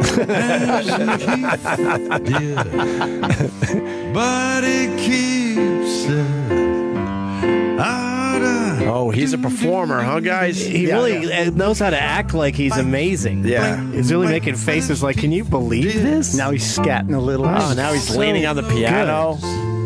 Start to spread. He's spreading stuff. Well, fancy gloves. Very theatrical with his performance. That guy looks dead. Oh my God. That guy's going to fall asleep. He's got a really old band. He looks good, though, man. Yeah. How old is he? He's got to be pushing 80. He's up there, yeah. If good old Ron was 71 when he passed, I bet you Hal was older. 85. Wow. And that was 4 years ago. So you were looking at an 81-year-old man. He looked all right. He's got his high school yearbook photo on the wiki. But he's been at it his whole life. He went to the high school of music and art. That's his headshot at the Carnegie. Yeah. So if someone says no to you, then you don't like that person anymore, huh? Well, he's on that. There's a short list. But I think that's what happens. Is this people? It's like the great scene in King of Comedy when the lady says to Jerry Lewis, talk on the phone, and he says no, and she goes, "I hope you die of cancer." Cancer. Like they turn on you immediately. Yeah. What happened to your teeth, E-Rock? We've waited long enough. Yeah, finally. He teased the crap out of this story. For no reason, Doug. I apologize. Well, they're noticeably chipped. Yeah. What happened? And how many? And what does the other guy look like? Stick to politics. Ouch, Hal Linden. Someone has had it with the Stuntbrain. Doobie-doo. My front two teeth broke on Thursday morning before I even got a chance to eat anything for Thanksgiving. So, the nerve was exposed. And so my Thanksgiving was mashed potatoes and cranberry But sauce. how? How did they break? I bit down on a... frozen turkey. No, on a on a BLT, of all things. And boom, just snapped. Wow. Yeah. That's unbelievable. And on Thanksgiving. On Thanksgiving. So it's easy to find a dentist on Thanksgiving. No, because when you call and is an emergency, kinda. There's a little blood and there's a lot of pain, so a nerve is exposed. Well, it's still considered cosmetic. It wasn't an official emergency. Yeah. So I had to wait till today in order to make an appointment to go have them look. So I still have a few more days before. So is the nerve still exposed? I don't know if it is anymore. It doesn't hurt after the second day. The pain went away, so it's either dead or it covered or something. Let's get some cold beverages going. And see it's if fine. I've been drinking iced tea all good? day. Yeah. It's good. You're lucky you didn't grow up in my house. You wouldn't be going to the dentist anytime soon. Till with the that. Spring. Exactly. Do you have a lot of dentist teeth issues? No, not really. So why? Can they explain why there was just something that hard in the sandwich that broke them? This front tooth over here I had repaired a while back just because of the way my bottom teeth are. It was pressing on behind it, and it just made it kind of weak. Right. So when they put this new thing on there, when that broke, it affected the other tooth now too from the back. So the front here is broken, and the back of this one is broken. So now I have to go get crowns. Ooh. Yeah. I got a very similar story. I only have one crown in my mouth, and I broke it on hummus. Yeah, I've Exactly. broken That sounds teeth stupid. I've broken teeth on stuff that's soft. Also, it's just a weird. It was just time. The tooth is kind of gonna go anyway. Yeah, obviously it wasn't the hummus itself, but eating the hummus, the two teeth probably came together. No, there's a tremendous amount of pressure. Like when he was eating that sandwich, like if somebody's finger had been in there, he probably would have bit it off of them. Yeah, So you just. What do you think I eat? He just hits at a weird angle. No, I'm just I'm teasing you a little bit, but also. It is more, you're putting more pressure on the teeth than they can, possibly handle. If you just when hit it happened to wrong. me, I felt the tooth in my mouth or part of it, and I thought it was like a pit, like an olive pit Right. from a hummus or something. Yeah, and then you always I realize, pulled it no, out, this is part of me. I'm like, what the fuck? Fell out, yeah. Did you try to put it back in and glue it? No, I did not stunt brain. Why not? I went to the dentist and I got my first crown. But now, E-Rock, I should get veneers. did you call here in the city or did you I'm call not out in getting Jersey? Will you stop with me in veneers? Or I was want to that get for- veneers. I just So can't get afford 'em. them. Oh, it's a horrible process, though. Don't Getting they veneers. Don't Didn't they you see- file them down to They little points? file your fucking teeth down to Get little the fuck vampire outta pointy here. teeth. No. Didn't Voss show us how he got his? Voss had it was fucked up scary. teeth all his life. Yeah. Your teeth are all right, aren't they, E-Rock? My teeth are fine. Then why would you want veneers? Because they look cool. You're going to go to Hollywood? You're on Getting the ready radio. for Hollywood? It's the white man's grill. I might have to get old man braces because I'm thinking of getting my bottoms finally straightened. Well, they make them. They have those clear things now. Yeah, I know, but they said I would talk shitty, and I'm like, well, have you heard my show? That stuff seems uncomfortable. Yeah, because It'd be they're hard to sleep with the adult braces on. you got different trays. It's the Invisalign or whatever it's called, and then the different trays you got to switch them out every couple of weeks. So every time you put the new one in, that's when it hurts because that's when it's pulling it, pulling it apart or putting it in its position slowly but surely. I don't know. I'm thinking. Why don't you have Theo work on it? Wasn't he saying he did his own dentistry? Another person that listens to the show when they're not here. I do. I love this. Theo makes me laugh. I was sitting here like, Theo who? Who's he even talking about? And I already brought up Theo earlier. Theo says he does his own dentistry. I know someone else that does that too. They clean their own teeth. He got the kit. He scrapes. But you're his not own getting teeth. everything. No. But that's. Would you clean your own teeth if someone showed you how to do it? No, because I'm terrible at. They showed me how to floss my teeth, and I'm bad at that. But how are you bad at flossing? Well, having no enthusiasm for it, and okay. getting not getting every. Going through every single one every time. They have those little bristle brushes too, that slides in. Yeah, those things are cool. I used those for a while. Oh but, boy, but those things could smell. Yo, boy. Well, you don't save them. They're single use. I put mine behind my ear. Walk around the city. It becomes habit forming, though. I'll put it in my pocket, and I'll just keep going to town all day on that. But all of that stuff, they just said recently the flossing is it's been overhyped by the dentistry world. But you definitely do feel different after you do it. Yeah. It does feel better. When you feel a piece of shrimp that you ate about a week ago rotting away in the back, and then you tell me that flossing's overrated. Well, when you pop that baby out, and then you're like, holy fuck. You used to have food pocket issues. You talked about that's beyond different. flossing. Yeah. Oh, now we're going back in time with the radio show. Yeah. I used to have these horrendous food pockets. I fixed my food pocket, Doug. That was another thing I did when I got some money. Fix it. They had to close it up a little bit. I don't know. They close the space in between the teeth or whatever. I don't know what a food pocket is officially. Saccharine in there. But some food would get stuck in there all the time and just kind of stew. Now they got some of the electric toothbrushes now are so crazy high speed that it's so close to being what dentists do when they clean your teeth with the fluoride one. How do I get one of those? So I'm just telling you, they're getting more and more. Amazon. It's getting more and more to the point where someone probably could just take care of their own teeth and not go to the dentist, or just go every once in a while just to make sure there's nothing major that you can't spot or something. Well, it's the back of the We teeth. need a dentist to call in and say Doug doesn't know. Doug knows movies, but he doesn't know dentistry. Wait, there it is. Sonicare Diamond Clean rechargeable toothbrush. That might be the one you're talking That might about. be it, though. I've got one that just like it goes so fast, it just feels like you're at the dentist, not at home. Wow. Does it do the tongue scrape too? Huge fan of the tongue I don't want to scrape. get into the whole. Do you check out what comes off your tongue? Yeah, Give it a the little tongue sniff every once in a tongue while? is gross. Why did you do it just sniffing everything? Just be a human being, spit it out, rinse, and go on with your day. You have no spit. You're not curious? No. You ever itch the top of your ass crack? Not where the hole is, but pretty high, and then you take a sniff to see what's going on there? No. All right, just asking. Take a core You have sample. a lot of free time. I didn't say I did that. I was asking if you did that. No. Hey, Stuntbrain, what do you got on this Fidel Castro? He's dead. I'm very confused, though. Why are people like praising him, and then obviously a lot of people are not? But you got People who are here who got out. What about Trudeau in Canada? Well, Canada, socialist, basically. His dad was a socialist. He's a socialist. The best was Greg Gutfeld, who said Trudeau should be leading a boy band. And even at that, a bad one, like O-Town. Yeah. But yeah, Trudeau is, he's a socialist, a uber liberal. So he wants the government I don't care for that anti-O-Town talk. I'm sorry. That's your line today. Wait, okay, I want to unpack more of that, though. What was the first thing you said? About Trudeau being a socialist. Oh, yeah. Well, but Trudeau's good in some ways, isn't he? Or do you think he's a complete mess?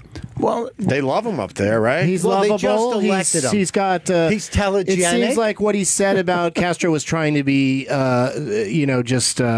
state. It was more personable than it was presidential or prime ministerial. Okay. Because his dad and Castro had a relationship. So, I just feel like Castro's complicated.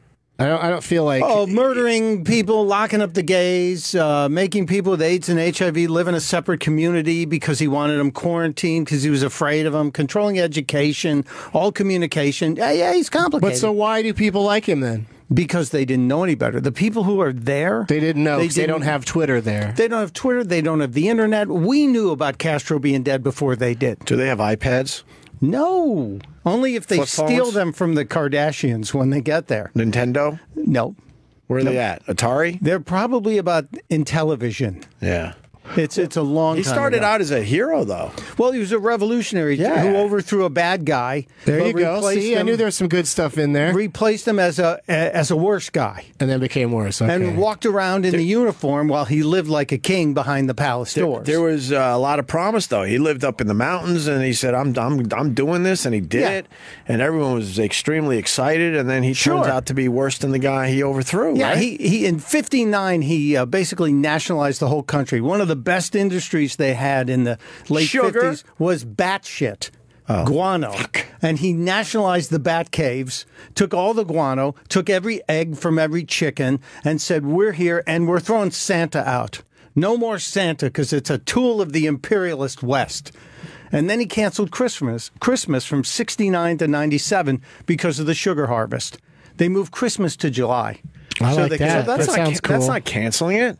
No, Who doesn't like Christmas in July? That's kind sounds of cool. fun. Yeah. well, the rest of the world is celebrating. Oh, I thought he canceled. Well, he it. did. He did cancel. You couldn't. It was an atheist country. You couldn't get if you were a Oh my Christian. God, you I couldn't don't- get baptized This is if where I you get in wanted trouble. to. What? At this point, I don't look at Christmas as a religious Oh, holiday. It's not. It's a retail holiday. People are like, how But dare you? But it's more retail than religious. But there are people who still celebrate the spirit of Christmas as the birth Yeah, of no, Christ. I understand. But that was outlawed. And I don't question that if people do that. But I look at it like this is like all about Black Friday and retail. Sure, But and all the stuff Cyber Monday. all the stuff that goes with it, though, still the religion creeps into most of the songs Creeps. and most of the there's like an angel on the top of the tree and that yeah, kind I of thing. understand that. But you're just looking at a cool Christmas tree. I'm not. angel I on just don't top do and- Christmas at all. I like the season. I like that Do you everybody's. do any holidays? Nuh-uh. I'm starting to feel bad for Doug Benson. No, I don't do shit on the holidays. He My doesn't do life is a Thanksgiving- holiday. You don't do Thanksgiving and you don't do Christmas.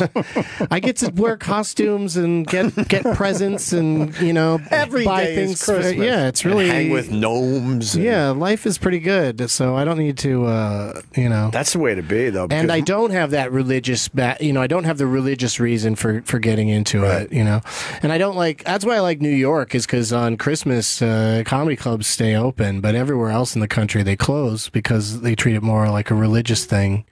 And nobody wants to work, but what's wrong with making a little money, making people laugh? So you work on Christmas? Why not make the Asians and the Jews laugh on Christmas? Is what I say, or the European tourists that are here, because it's cheap to be in New York during Christmas week.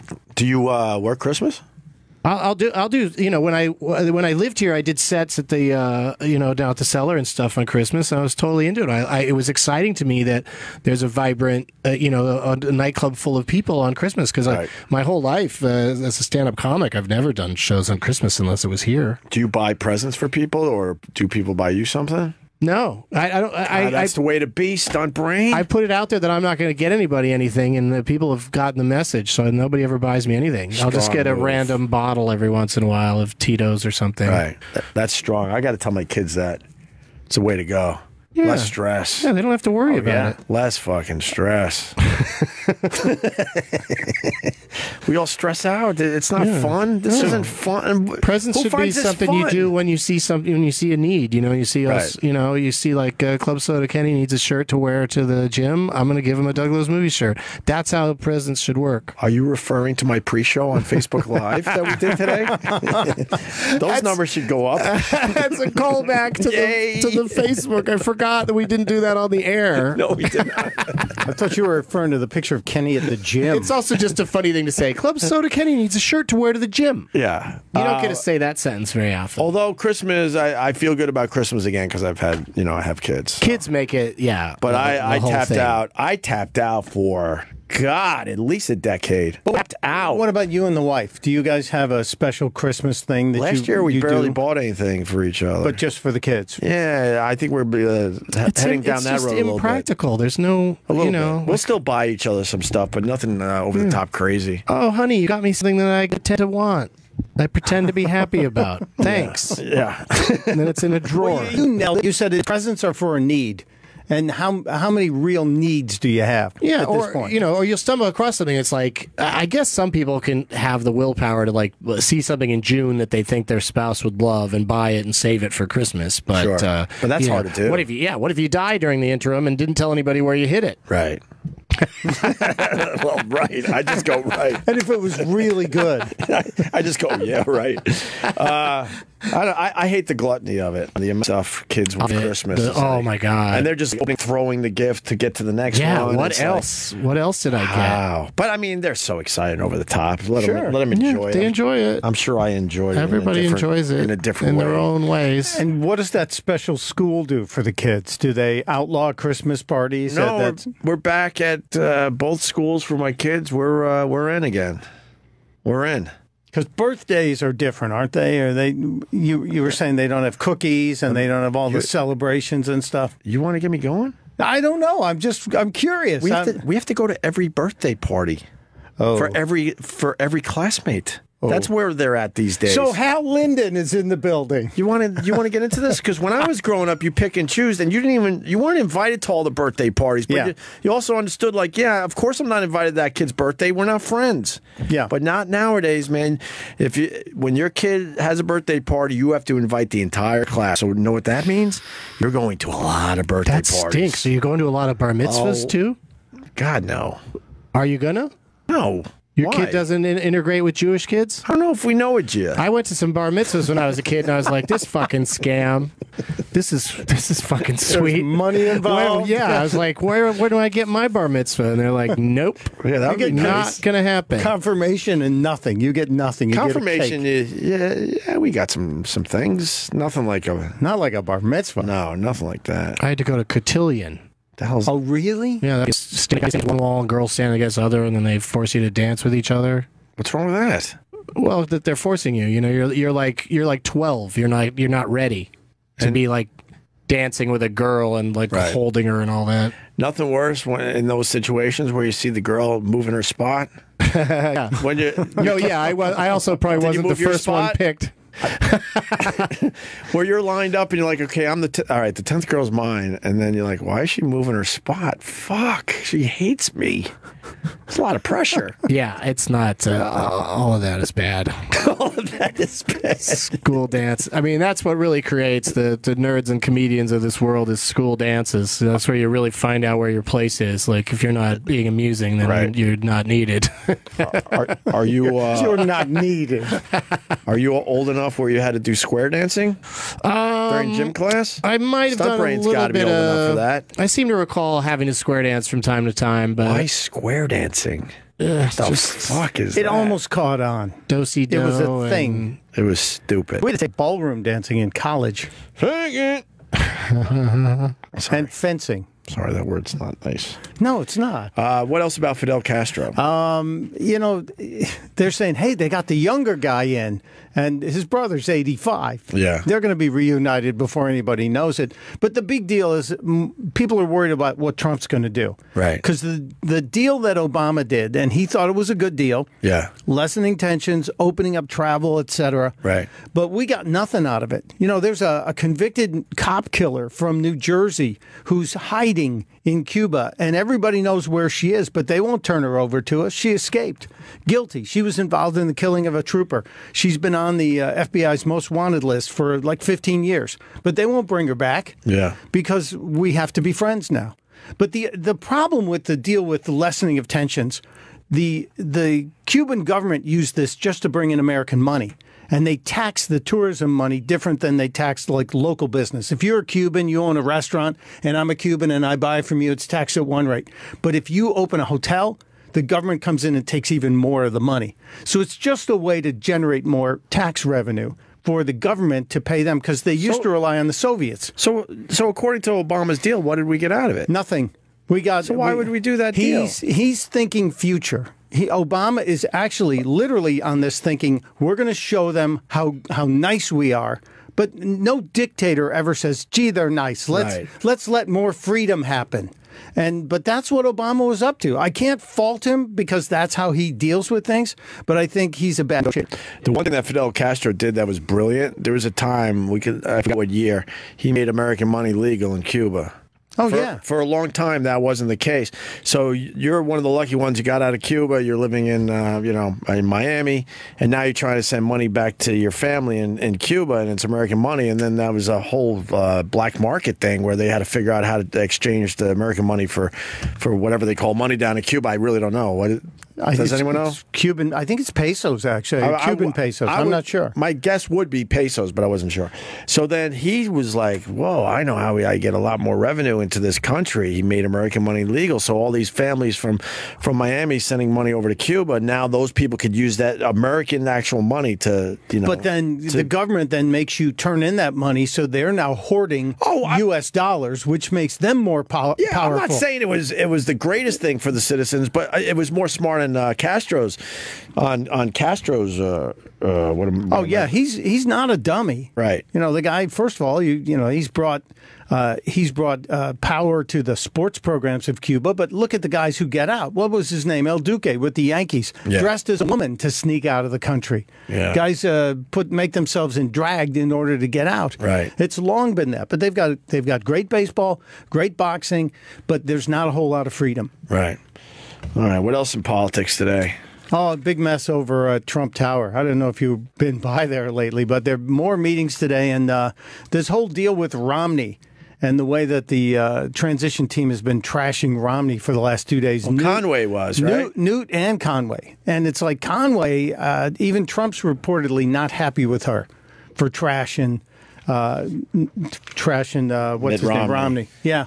And I think Romney ultimately will get the deal. But then again, I thought Hillary was going to win, too. Does this drive you nuts that all the people that were trashing Trump horribly, saying basically he's not qualified for the position, now Trump's looking to fill a position? No, look at what Hillary said about Obama in 2008. It's the same thing. But don't go there. I know both sides do this. Yeah. But it should frustrate us, the people, that they don't mean any of this shit. Well, if you don't hire some of the people who are past D.C. regulars. Right. You don't bring in some of those old politicians, but you're going to have a hard time working inside the system. There was a montage video of Romney, all the horrendous things he was saying about Trump, and now they're buddy-buddy.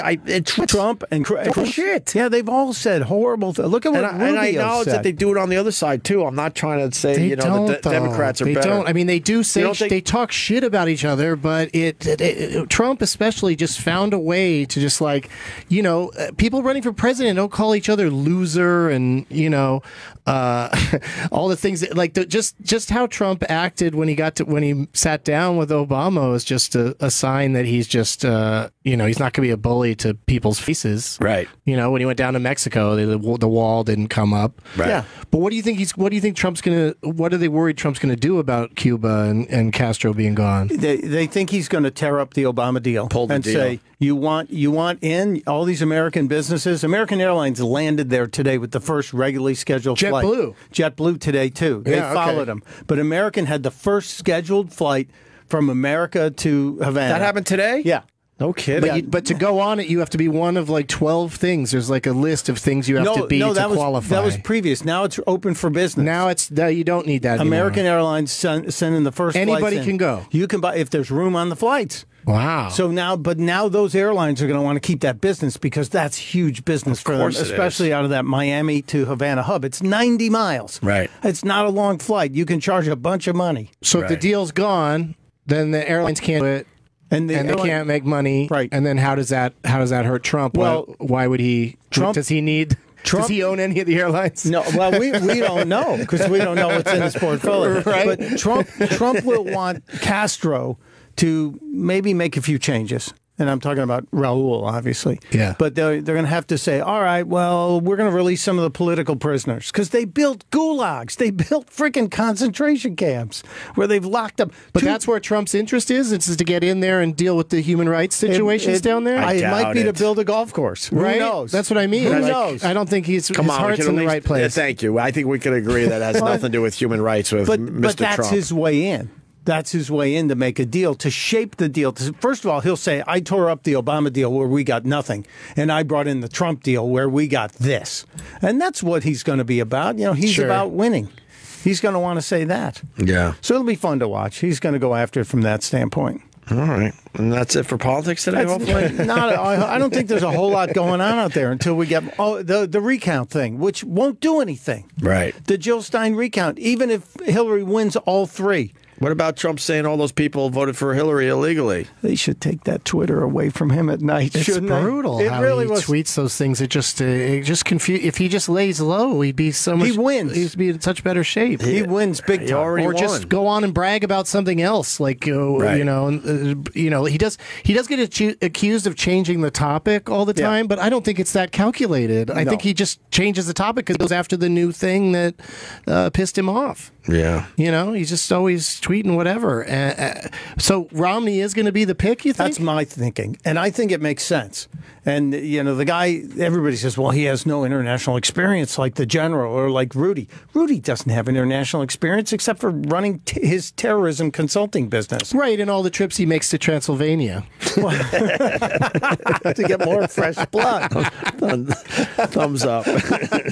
But Mitt ran the Olympics, so he's dealt with every country. Yeah, he invented the Olympics. And he did the day after Al Gore invented the internet. They're like, these politicians do more than just... Yeah. well, he did run it, make it profitable. He ran the Salt Lake City Olympics. Absolutely, So- but he ran for president on that pretty much. Yeah. That was his thing. And he was a governor. I was good but with he the was Olympics. he was a governor who brought health care to Massachusetts. Romney Care worked for Massachusetts for a while. So yeah. he's got some Then he experience. had to debate Obama about what a bad idea it is. Isn't that interesting? His own thing, which is, that's what's going to happen with all these politicians. But it just seems like now they get much uglier to begin with. Yeah. So now when they make up, it just seems even more false. We didn't do that. We love you. Let's come together. Yeah, I know it's been part of politics forever, but it just seems way worse. You thought you were getting out of it when you got Trump.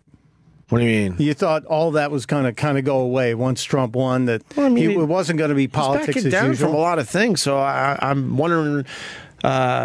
He's back down from almost everything. I was in the being big- polite, but I'm wondering if the hardcore Trump supporters getting a little pissed off. They 'Cause might be. They really believed in him when he's like, build this wall, fuck her in the ass, all that stuff he was saying up there. Lock her up, I believe. It was lock her up. I'm sorry. Lock her up. Yeah, they not believed in fuck all her that. in the Like, we're really going to fucking do this. Well, and now it's a fence. It's becoming obvious we're not really going to do a lot right, of this but it stuff. just also feels like though they're still on the winning team. You know, like they still voted for him and he won. So, like, I think, just like how ramping up to the election, it doesn't seem like there's anything he could do to scare off his own supporters. Right. And so now I just feel like they're going to be the same way about his presidency. They'll like just say, well, he's in there, so things are going to get better. Well, you also remember that you talked about this before in 2008 and before then even. You get in, you get that first briefing and you open the book and you go, holy shit. You understand all what the of this job stuff really is going on. Yeah, Pence, take over the briefings. Mike, come here. You're the briefings guy. Let me know if they bring up anything interesting. And that's what's happening. He's been to 2 briefings since the election. Can we all agree he doesn't want to work? So, I mean, his thing is he wants to find the very qualified people to do most of the heavy lifting. Well, that's right? what a CEO does. No, I'm just... he wants to be a CEO. But I think Obama, rolled up his sleeves and gotten involved way more than I think Trump's going to. Obama also hired some pretty high-powered people. Hillary Clinton was a big-time politician when he made her Secretary of State, and Kerry is a guy who's had a bunch of experience too. And look at Joe Biden. Biden was overseas more than anybody. Biden had foreign policy chops like nobody knew. Yeah. So he hired good people. The same thing. Is Trump going to do that? Yeah. He's ahead of Obama in terms of hiring, right, compared to Obama's first term. Backing up just slightly, so then they trash each other, and then the media goes, that's what they do. They'll say anything to get elected, and now here's the real person. When they say that drives me nuts. But they've started to not do that with Trump. Have you noticed that? CNN saying, yeah, but... he said some real terrible things about Mr. Trump. Right. And I think that's what Conway's been. You mean Romney? Yeah. I love it too. They just had a Trump tweet up there complaining about how the media is not covering, but they're showing the tweet, so it's been Now covered it's everywhere. Now But people are hearing about it. But they're mocking it. The Virginia. They are saying it's ridiculous that he's tweeting these things. And I want him to keep his Twitter. I think it's entertaining as It's the greatest. It's unbelievable. We got a president that Remember the stink that was made about Obama's BlackBerry? We can't let him have a BlackBerry. Well, you got a president coming in who's tweeting all the time. A BlackBerry. Remember Really? that? Really, Stuntbrain? I'm just calling A back. BlackBerry. Yeah. African American berry. I know. Doug Benson, where are we going to be? You got to promote something. Yeah, tomorrow night, Los Angeles, the Troubadour, Getting Dug with High live. 7 o'clock, I think, is when we start her up, and tickets are on sale. You go to douglovesmovies.com for that show and all my other upcoming stuff. Very good. And Stuntbrain. Just the Blaze. Doing mornings on the Blaze this week, Monday through Wednesday on the Blaze Radio, theblaze.com. All right. And Dr. Steve just wrote me. Fuck. Okay, good. I'm not sending you shit for Christmas this year. And Dr. Steve's one of those, he sends good stuff. Why do I have to say that on the radio? Yeah, but you price check his wines or you give it away. He price checks everybody's wines. I know. I brought him a case of wines with a wine for every month, and he checked every damn one of them. Of course he did. And you don't have to get him anything. That's the great part about it. I'm trying to think if I've given Steve stuff. I think I've given you stuff, right, Steve? Agita. Wow. I told no you. wonder Hal Linden hates you. You gave him the precious 5 a.m. Saturday slot. That's E-Rock. That's E-Rock. Giving him the, sorry. what is it, Tuesday at 4 a.m.? Is that really what it is? Dr. Steve is available on demand with SiriusXM. Yeah, just listen to it whenever you want to. Old and new episodes. No, what does he call it, though? He says Wednesdays at 4 a.m. He said. or at your pleasure? At my convenience. Convenience or whatever he said, yeah. All right, so I check wine on wine.com. Is that a bad thing? Is that bad? I said earlier on this very show, I can't help people never myself. give me anything that's worth anything, but if they did, I'd look it up, see what it's worth. I was a big wine drinker for a while. I don't really like wine anymore. Somebody gives you tickets to something, you go on the site and find where the seat is. Yes, of Did you give course me a you good do. seat, you know? Yeah, of course. Well, I understand that, but you're still going to the show, right? It's fun to know how much the wine is. Well, you won't drink it if it's not expensive? No, he gives it away. Somebody else. Oh, I see. There's always someone that can Yes, it's appreciate a bottle of wine. He has a certain threshold. And you just hope that they don't look it up. If you really get into wine, and I did for a while, you understand. Yeah. You understand. You gotta. You move it around. Yeah, you move it around a little bit. Somebody's gonna be desperate enough to drink this swill. If you get If you keep it moving. If you get 7 bottles and there's a couple in there that are less than, $15 a bottle on wine.com, they Just make wonderful Christmas gifts for other people. Do you have bottles of wine sitting around there like worth a ton of money? No, nothing. You like don't do that. anything like that? I don't even think I have a bottle of wine in the house at this point. I just don't like wine anymore. I don't know what happened. I think as I got older, the wine headaches are bad. Yeah, I don't like drinking in general stopped it. anymore, really. A few beers here and there on the weekends, but nothing crazy. Edibles, though. You need to get Montel in here and talk about his business. Edibles. Chocolate bars. You got any chocolate The bars? gummies. Montel Williams, I'm sure you know a lot of Montels. The gummies. The gummy bears. Yeah, all that stuff's fun. They have jam, too, now. You can put on your English muffins that has an infusion. A little taste. Yeah. E-Rock, are we promoting anything? Are we good? We're good for now. All right, so... We have to do some live reads. So. Yeah, we got to do live reads. We'll be back. Hanging with Doug Benson. I thought I was going to do a couple days with you, Doug, but you got to get back to L.A. Yeah, this is it, man. It's been a lot of fun so far. But I can make 3 hours feel like a couple of days. And we got Stuntbrain. Hey. And we got Club Soda Kenny. I just want to say one thing. Shit. Did you get new T-shirts for the holiday season? Yes, I did, Kenny. Yes, I did. I thought so. We just restocked, actually. OpieRadio.com. Yes. Just in time for Cyber Monday. Yeah, it makes a great holiday gift. Doing any deals? Huh? Are you doing any deals? Yeah, I forgot to do the deal thing. Aren't you supposed to do that for your Cyber Monday? Should we put in a code? I forgot about all that. Maybe I'll quickly bundle some things together for Christmas and Hanukkah for you, Jizz. Anything else, Kenny? No, good luck with that. Thank you, and I appreciate that. We didn't set this up ahead of time. I promised the people. No, I heard the news, so I wanted to spread the news. Right. By the way, those shorts were rough to look at on Facebook. Was that a Facebook picture? You at the gym? No. That was a personal picture. Oh, you didn't post that? Yeah, I posted it to my personal page. And what I mean by personal is it's a page that is personal and not my fan page. You got to put it on your fan page. No. The Disney picture. Yeah. Oh yeah, those were spectacular. Wait, you got a. We're Facebook pals. Oh, Yeah. maybe if you blur out the kids' faces, because then No. And I want to follow. Wait, why are you Stuntbrain. saying no like that? You don't want people to see your shorts? No. There's other people involved.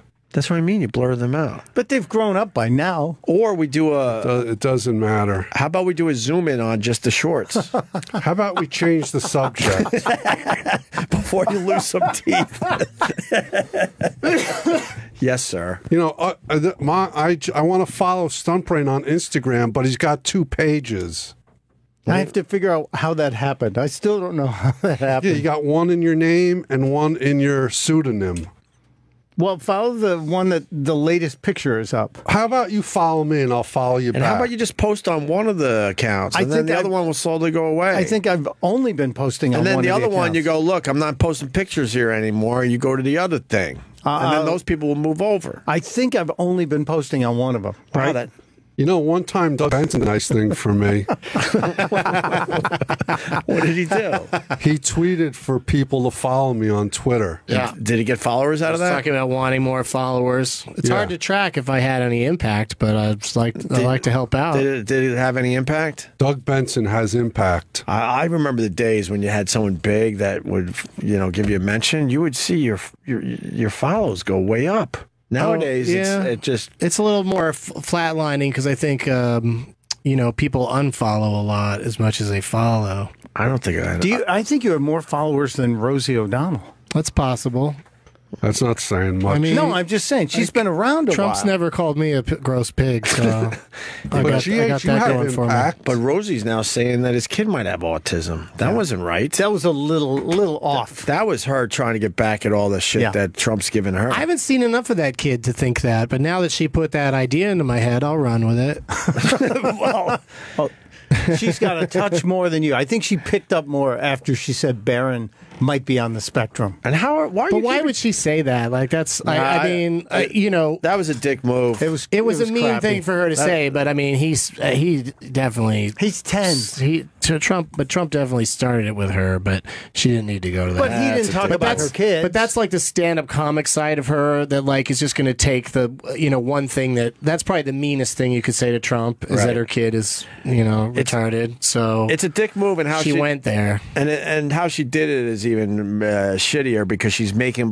I think she's making believe like, look, I'm only saying this because he could do a lot for autism and bullshit. Yeah. You wanted to fucking punch back, so why don't you just admit that as a comic? Because that's what comics do. They hit hard back, right? yeah, that's What did Trump respond to that? No. He's probably going to walk away from that one. Well, I don't know if he's gonna. He can't walk away from anything. We've learned that. But he can't. I don't think he can really jump on there saying, my son is smart or whatever he'd say. Right. Because saying my son is not autistic, like you're insulted, like people have a choice of whether their children are autistic or not. Right. There's really nowhere for him to go back at her, and he can't talk about her appearance. Rosie's taking a lot of abuse from Trump, but it was a dick move on her part. Yeah, it's just. And I don't believe she was saying it to create more awareness for autism. When it comes to saying things about him, I think it's really hard to go too far. But especially if his kid really does have any there's plenty issues, that's pretty mean. Plenty of stuff to go after Trump for personally than going that low. I think. Yeah. CNN accidentally airs transsexual porn on Thanksgiving, and we got Stuntbrain here to really set everyone straight on this because people have been talking about this for the last couple of days.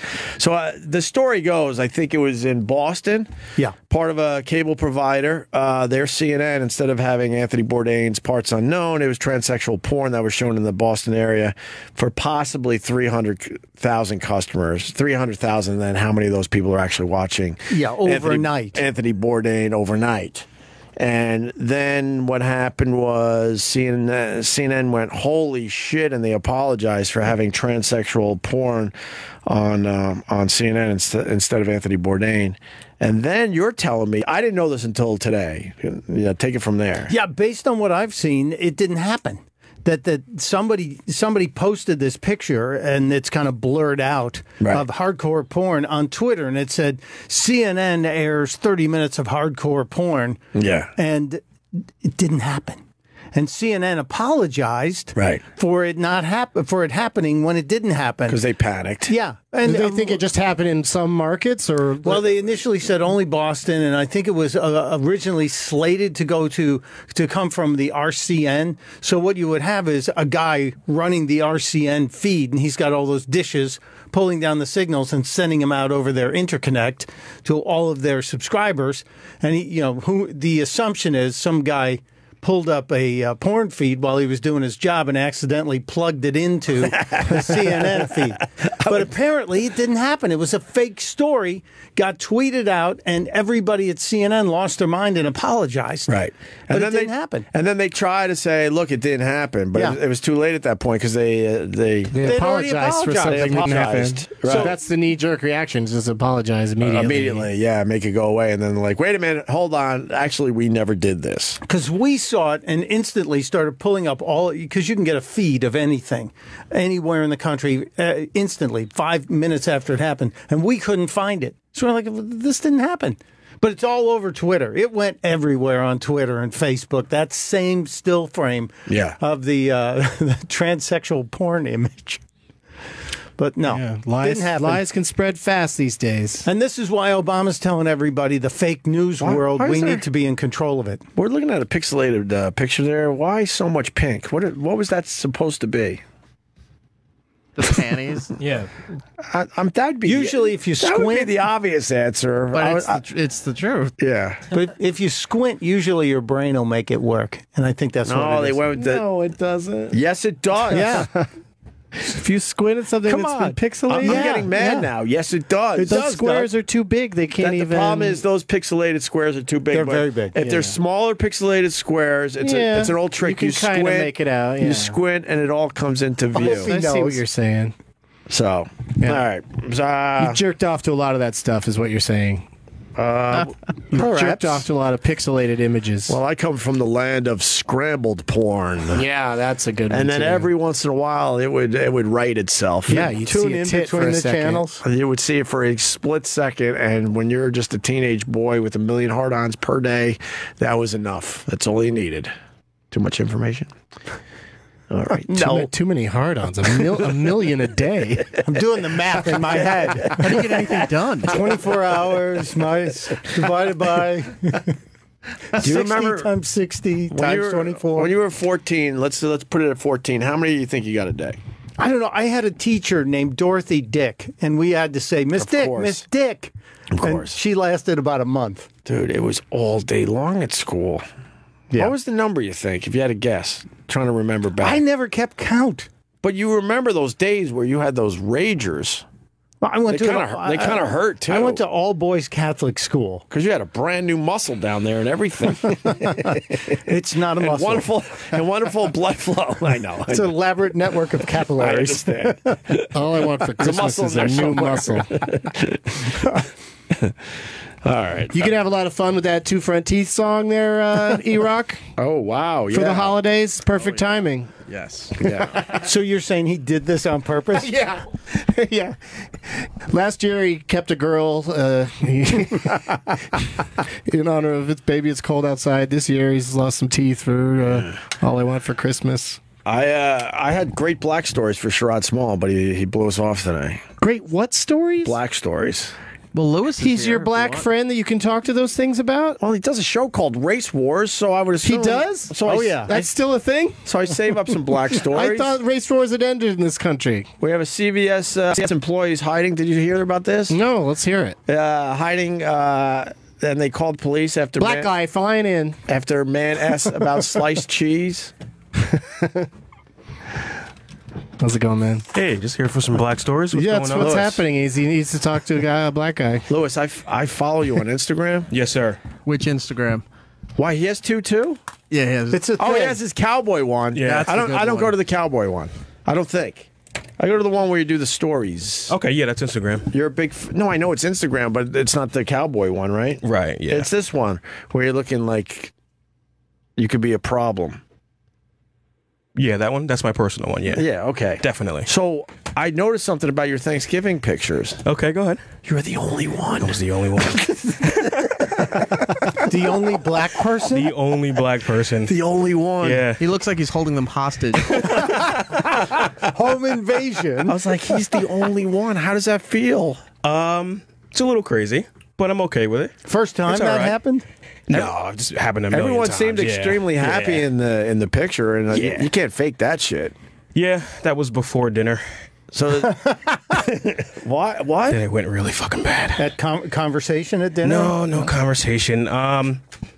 My girl's grandmother brought her brother over, Uncle Ed. Uncle Wait, your Ed. grandma brought her. The wait, girlfriend's girlfriend's grandmother grandmother. So, oh boy, brought Uncle Ed over. old racist. No, nice guy, great guy. We had Did it go bad because it went racist? Let him tell the story. I'm getting excited. You'll get even more excited when you hear it. Oh, okay. So yeah, we talked at dinner. Everything was great. He went to leave, and then the car comes back around. He's not breathing. Oh. So, former EMT Lewis runs out there. It's been like 6-7 years before I've done anything. I really haven't done anything. And I feel for a pulse, and it's light. We're talking like 30 beats a minute at the most. Like How old's this guy? 70, 72. Okay. Call the police. Ambulance. Takes them like 5-6 minutes. I start CPR. I'm feeling for a pulse. Trying to help him. Dies right there. Wait, Yeah. you had someone died at Thanksgiving? Right after dinner. So the rest of the day was kind of shot. Enjoyed my Jameson. Police and ambulance showed up. You knew when the ambulance showed up that it was over because of the look they gave each other. And they were just like, okay, yeah, we're going to keep working on him. We're going to keep working on him. Oh, whoa. There were only 2 cops on duty that day and 2 ambulances on duty that day. We're talking North Grafton, Massachusetts. The police officer had to drive the ambulance, I'm sorry, the EMTs and paramedics to the hospital because they had to do CPR. They both had to take turns doing CPR on their way to the hospital. Even though he was gone. Pretty much. Because you know why? The entire family's standing family is outside. there. We're all looking. We're all nosy, trying to, figure out what's going on. Did they have a defibrillator? Did they shock him at least? No. Not from what I saw. Did you give him mouth to mouth? No. You're an old EMT guy. No. They say that's not, it's just about keeping the heart moving, Yeah, right? you just got to keep that going. All right. But I'm the first time they don't give him the paddles, I'm thinking, he's gone. Right. You're just doing this for us. For us. Yeah, yeah. You knew. Yeah. Yeah. So did Wow. It sucked, man. Did you have one brave family member that just went, so who wants dessert? No, not at all. We You all kinda went inside, and what happened? Just kept drinking, talking, trying to. Did you at least watch football? Watch the late game? Yeah, well, yeah, I saw the Cowboys kick some ass. I mean, I'm not gonna lie, it made me feel a little bit better. I'm not gonna lie to you. I was fucking happy. But Doug, you have this figured out. No holidays. You don't have to deal with Oh this yeah, shit. nobody died on me on Thursday. He went to a movie with his mom. You didn't have to deal with this. Was there a lot of crying? a lot. Oh, I bet. I'm sure there was. He's a nice. We already heard he's a nice guy, not a racist. Yeah, it was rough. So when was the last time somebody died on you? During my EMT clinical trials, I was working at Robert Wood Johnson in Somerville, and you have to do clinicals where you kind of learn what to do during a code blue or anything like that. And yeah, a lady died right in front of me. I was trying to give her CPR as well, but I was a student at that point, and yeah, she didn't make it. Can I ask the staff of this fine radio show why this wasn't written down on any prep sheet? And why are we talking about this at 5:35? Because Me and Doug spent 20 minutes talking about Home Alone. If I can I throw it back real quick? How many about Home times? Alone? How many broken bones, and how many times would they have died going through all this stuff that Kevin Can I just McAllister real does quick to them? bring it back to Home Alone? Yeah. If you Please. saw the first one. Yes. After they got Macaulay Culkin and they had him like tied up, they were gonna take his fingers off or whatever. Yeah. The old guy comes in and saves him. Right. But in the next scene, he's back. Macaulay Culkin's back home alone in his house by himself. Like, the dude didn't take him anywhere. He literally Right. saved him and then took him back into his own house and just left him there. Next time you watch that part. You'd be like, what in the fuck is going on? Why would you save the kid and then leave him at his own house again? I guess you're over a dude dying at Thanksgiving, and then want to move on to talking about And the Home kid Alone. protected his house pretty well. Yeah. He seemed pretty safe there. In the end, it worked out. You didn't rush in here at 4 o'clock to talk about the dead guy at Thanksgiving, but you're dying to get the Home The Home Alone Alone story. part in there. I didn't want to interrupt, If you asked about Thanksgiving, I was going to mention it. Turkey was good. Uncle Ed died. Uncle had passed, yeah. Pass right in front of you guys. Right in front of everyone. So they were driving away. They were done. Pretty much. And then they drove back around because they're like, oh my God, we got a major problem here. And all I remember. And what were you thinking? Oh, they must have forgot their coat. Yeah. And someone came in and was like, do you guys have the phone? We need to call 911. What do you what? Wow. Well, so no cell phone in the car to call? No, they were a little bit older. But it kind of sucked. I'm not going to lie to you. It's pretty fucking awful. Still want to do the black nose? Huh? Yeah, now you fucking put a whole bummer on our black news. We could talk about Home Alone 2 for a while, I guess. Eric? Oh, I thought you were reaching for the mic. No. Secret messages? I said, make sure you have the live read. You must know. For the people that don't know, there's a screen. I can see E-Rock, and sometimes he leans into the microphone and says stuff. And he had to tell Paul something for the live read. Well, Lewis, that's great. Well, you win. You won the Thanksgiving Story Award. Oh, yeah? Yeah, I was bitching about freaking cat and dog allergies. Who cares? Yeah, that one's going to hold you for a while. I made a pie cake. Like, you have a story for every Thanksgiving from now on. Right. Yeah. Hope it's not like last year. Well, yeah, remember when that happened? Right. Oh boy! And everyone just knew you had experience, so you were the first one to try to run revive out it. there and help. Yeah. Yeah, everyone just got out of the way because they knew. They all just stared at you to be the, but I the kinda, hero. Yeah, it's you know what? He's had a lot of issues in his past, and one of the last things he said was, "Can you get me my next oxygen tank?" Yeah. So he changed his own oxygen tank. Yeah. And then when I go out there and I grab the oxygen tank to look at it, it's empty. Right. And that's kind of where it went south really fast. So I don't know if he did it mistakenly, like made a mistake as far as the airflow. Right. But they drove down the street and drove right back, and was there pretty much? Was there a point where you're looking at everyone like, "I got this"? Opie, for a split second, I thought I was going to be the fucking Negro of the year, bro. Like, yo, we love this dude. There's Lewis on the front lawn, rolled up his sleeves. Like, I got this. Oh yeah, I know exactly what to do here. Dr. Jerome. Wink, wink, wink, wink. Man. That's horrible. I don't know what to do with this. Yeah. You went from trying to help him to killing the guy. Yeah, really. Right there in front of everybody. They'll never ask you to help again. Nope, can't even carve a turkey around here. Oh my God. Is your girl all right? Yeah, she's a little shaken. Yeah. But she's okay. She's okay. They're all okay now. It was one of those things where he had maybe... I'm looking at the date. I'm sorry. I'm looking at the date. Sometimes that takes a good year. They're okay now. It's Monday. He's coded a few times. So they kind of knew that he was on his way. On his way. People were hoping it wouldn't be during Thanksgiving before the pies hit the table. Pretty much. Yeah. Yeah. All right. Black news, everybody. At least Uncle Ed didn't have to deal with Black Friday.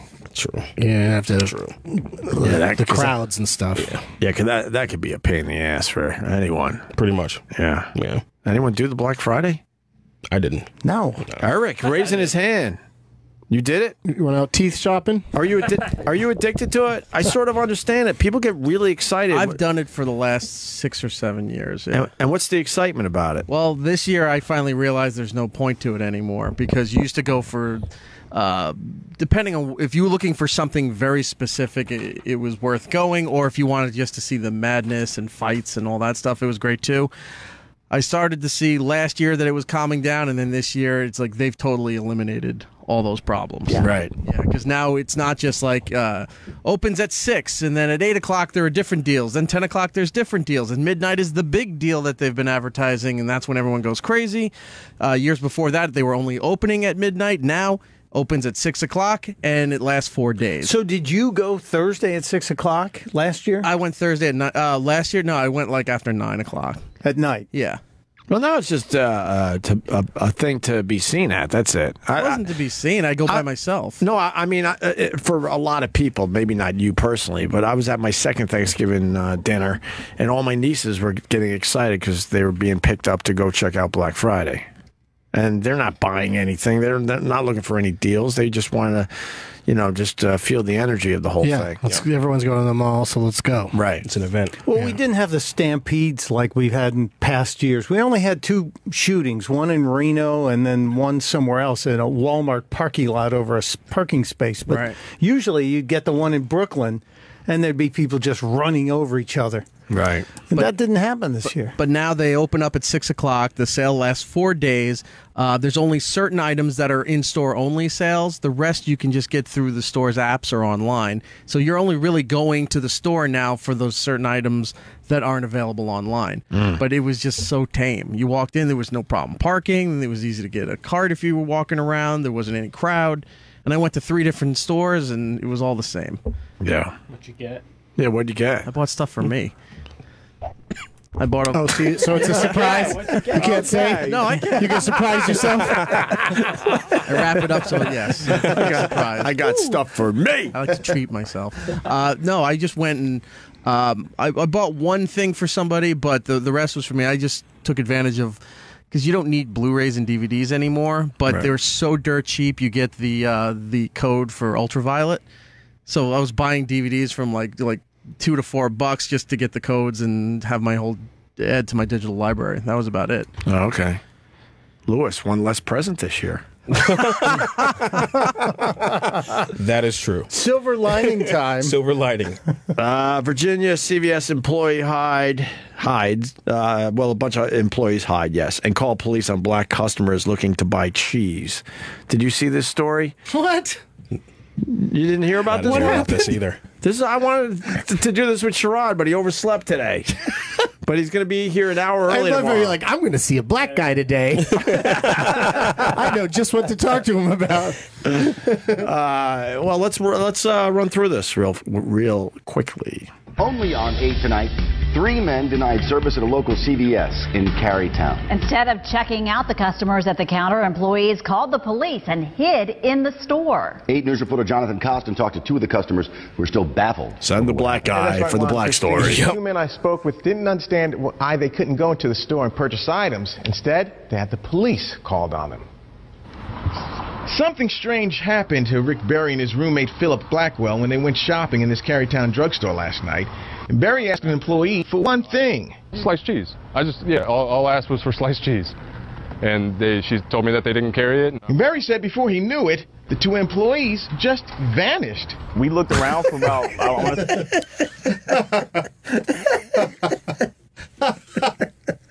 Jesus. That is so weird. Jesus. Like, the people listening right now do not know how just nice and normal this guy asking about the sliced cheese looks. They look totally normal. You wouldn't think twice about by their looks. We don't racial profile here, Lewis. Don't give me that fucking look. Yeah, it's a little skeptical, though. Everybody's always dressed nice and talking, normal when the cameras come back around after everything happens. Just saying. Oh, just saying. I don't want to call anybody out just yet. Right. But let's just keep an open mind. You're saying they cleaned up for their they may have cleaned up. ABC News? 100%. What may they have said? Y'all got some fucking cheese in here? Okay. I'm just saying. Y'all got some cheese? Who goes to CVS for cheese? Think about that shit. That's fucking weird, right? And they only ask for 1 slice. Yeah, see, sliced cheese. Yeah. A lot of people don't even fuck with sliced cheese like that. Cheese, and then they probably winked, Yeah. I thought I heard it differently where they asked for 1 slice of cheese. Yeah, it's not sold that. How much that's is lingo. 1 rib? Just where's the sliced cheese, man? All right, let's go back to this. You don't really go to... We're getting the black perspective here. I like this.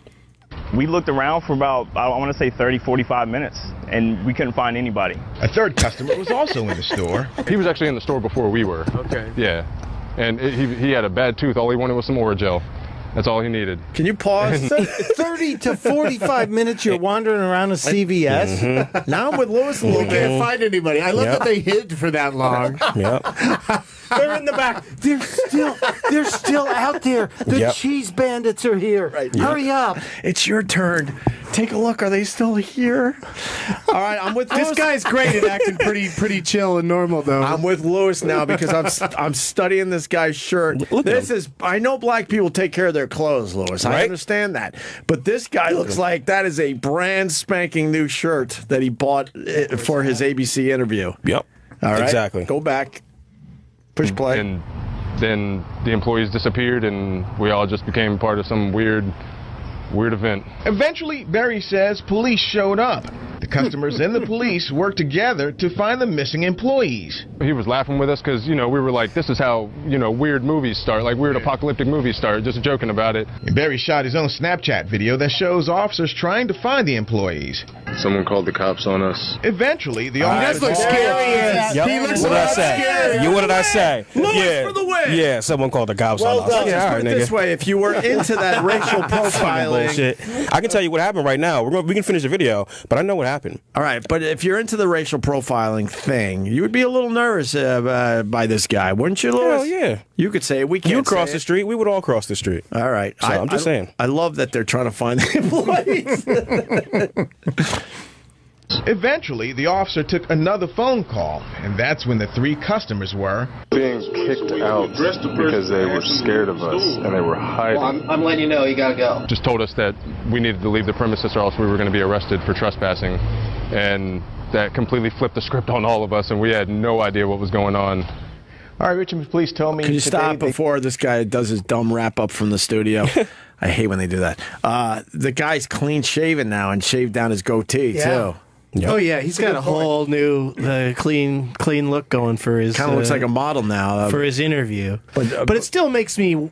It's still kind of as scary as he looked. It's kind of weird that they all just hid 40 minutes. There's always another side of and the that story. these guys were well, but there's. What else did they say? There's got to be cameras all throughout the store. True. And when those cops did come in, the cops did have to help find the people that worked there.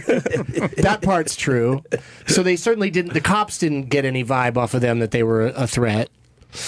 But yeah, let's hear the wrap up thing. I would have statement. I would have hid in the school supply section.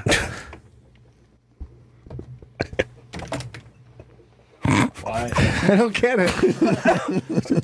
It's an homage to Chris Rock. Lewis liked it. It was great. Can I tell you what happened? Yes, go ahead. Oh, here we go. Oh, There's a former employee there. For the water. There's a former employee there that used to sell weed out of that. The code name is Sliced Cheese. He got fucking fired, and those people don't want to get fucked up by him outside of the store, so they hid. They came in asking for sliced cheese. That's code for something. Oh, they know that guy's going to be mad at them. Right. Like the pizza party thing on the plane going to the Kitty Island that Clinton was on. Wait, but sliced cheese could have just been his line to the reporters. They could have never even asked for sliced cheese. They might have just straight up walked in there and said, where's so-and-so? Or wait, no, you have no info. This is what you're thinking. I 100%. He's worked this out. 100%. I think he's got it. I'll tell you why. I used to live in a rougher part of Newark. Yeah. And certain bodegas you can go to and buy weed. Sliced cheese. Excuse me. I'm in a bodega one day. I pick up a grapefruit, and this guy comes like through a hole in the wall, and it's like, "Hey man, what's up? You buy from me before?" Yeah. He's like, "How much you want? A dub? What you want?" "I just want this grapefruit, player." He's like, "Oh, all right, my fault." Disappears. Wow. Disappears. All right, let's go. This is what this is. Let's see what they say back in the studio. All right, Richmond police told me today they did get a call last night regarding people acting suspiciously inside. Also, there had been a disturbance at the same location earlier in the day. In the meantime, I spoke to a spokesman with CVS by phone today. The company is apologetic for what happened to the men, and they're going to speak to the employee to determine what happened. Jonathan Costin, 8 News. Listen to the audio in that studio. It's almost like we don't have the full story, but here we go. Like they're telling this kind of partial story. They were hinting like there's more to this, but they weren't brave enough to say what Lewis just said. Lewis has it right there. Wow, 100%. Good for you, Lewis. Yeah. Sliced cheese, everybody. I have one more black story that I was going to do with Sherrod. Okay. The Brooke Baldwin breaking down after guest uses the N-word. Oh, yes. It's a good one. I know it's a good one. You want to play it real fast? Did you see this? I don't believe I've seen this one yet. Let me cue Oh, Brooke Baldwin.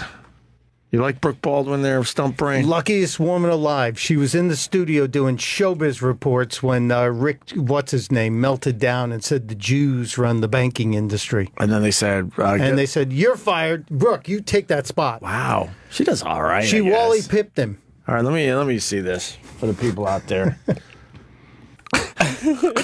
So then would they continue after? Yeah. Go to the other clip. Her eyebrows, But her clown black eyebrows guy go right up. And the black guy, his eyes just went wide open. He said some other shitty things in there, and they were totally cool with everything else he said, right? They weren't I just shocked. think you have to. I think the protocol is to say the N-word, to not just say it like that, even though you're saying someone else said it. But it's he's still a white guy on the news. But so you just say N-word. Everyone knows what you really right. They want. know, but at least you're not. Let me see how this plays out. This is Gotta great. quote properly. Yeah, push. We're running out of show, so go. It's right there. It says I think it's shameful that any African American would support this man to be Attorney General. Sir, you don't know why. You know what? I don't question your allegiance to the people that you support. I will tell you why I support Mr. Trump, who's the president-elect, because I think he's going to do good things for this country, and particularly good things for my community. How do you feel when? All right, gentlemen, we're done. We're done. I appreciate both your voices. I am still. The more I've sat here and listened to the fact that somebody used the N-word on this show, it is not okay. Someone, who are the suspects? There's the black guy who likes Trump, and then there's this white guy. Why'd you stop it there when she started crying? Because we're running out of show? Yeah. Fuck the running out of show. Give me the last 15 seconds of this thing. I think you have a live read. Guardian today went so far as to prosecute Charles, just hang on a second. I appreciate you going through all of this, but please don't use the N-word on my show. I'm sorry. Well, I never use the N-word except when I'm quoting someone who's been appointed by the president to serve in the Oval Office, since this is such a disgusting moment in our history. Let me go back to my original question. Currently, the fact that Mr. Trump... All right, back to the music. Thank you, Irad. She really broke down there at first. She was crying. All right, we got to do the plugs real fast. Real fast. Doug, go. DougLovesMovies.com. All my stuff is there. And thanks for having me today. I love doing radio with you, Doug. Come back and see us soon. Stuntbrain. TheBlaze.com, The Blaze Radio. All right. And Lewis, promote your Cowboys Instagram. Yes, at Cowboys_hot fans. If you're a Dallas Cowboy fan and you'd like to get a whole bunch of followers in about an hour, just message me. All right. And that's it, Eric. We're good. New episodes of Roland's Food Court and It's Eric Nagel up on SiriusXM On Demand. Beautiful. See you tomorrow with Sherrod Small, who's going to be an hour early. Oh, I'm going to do the post show on my Facebook Live. Ooh, fancy. Let me pop that on right now. We'll see you guys. Put your pants on, please. We'll see you guys tomorrow.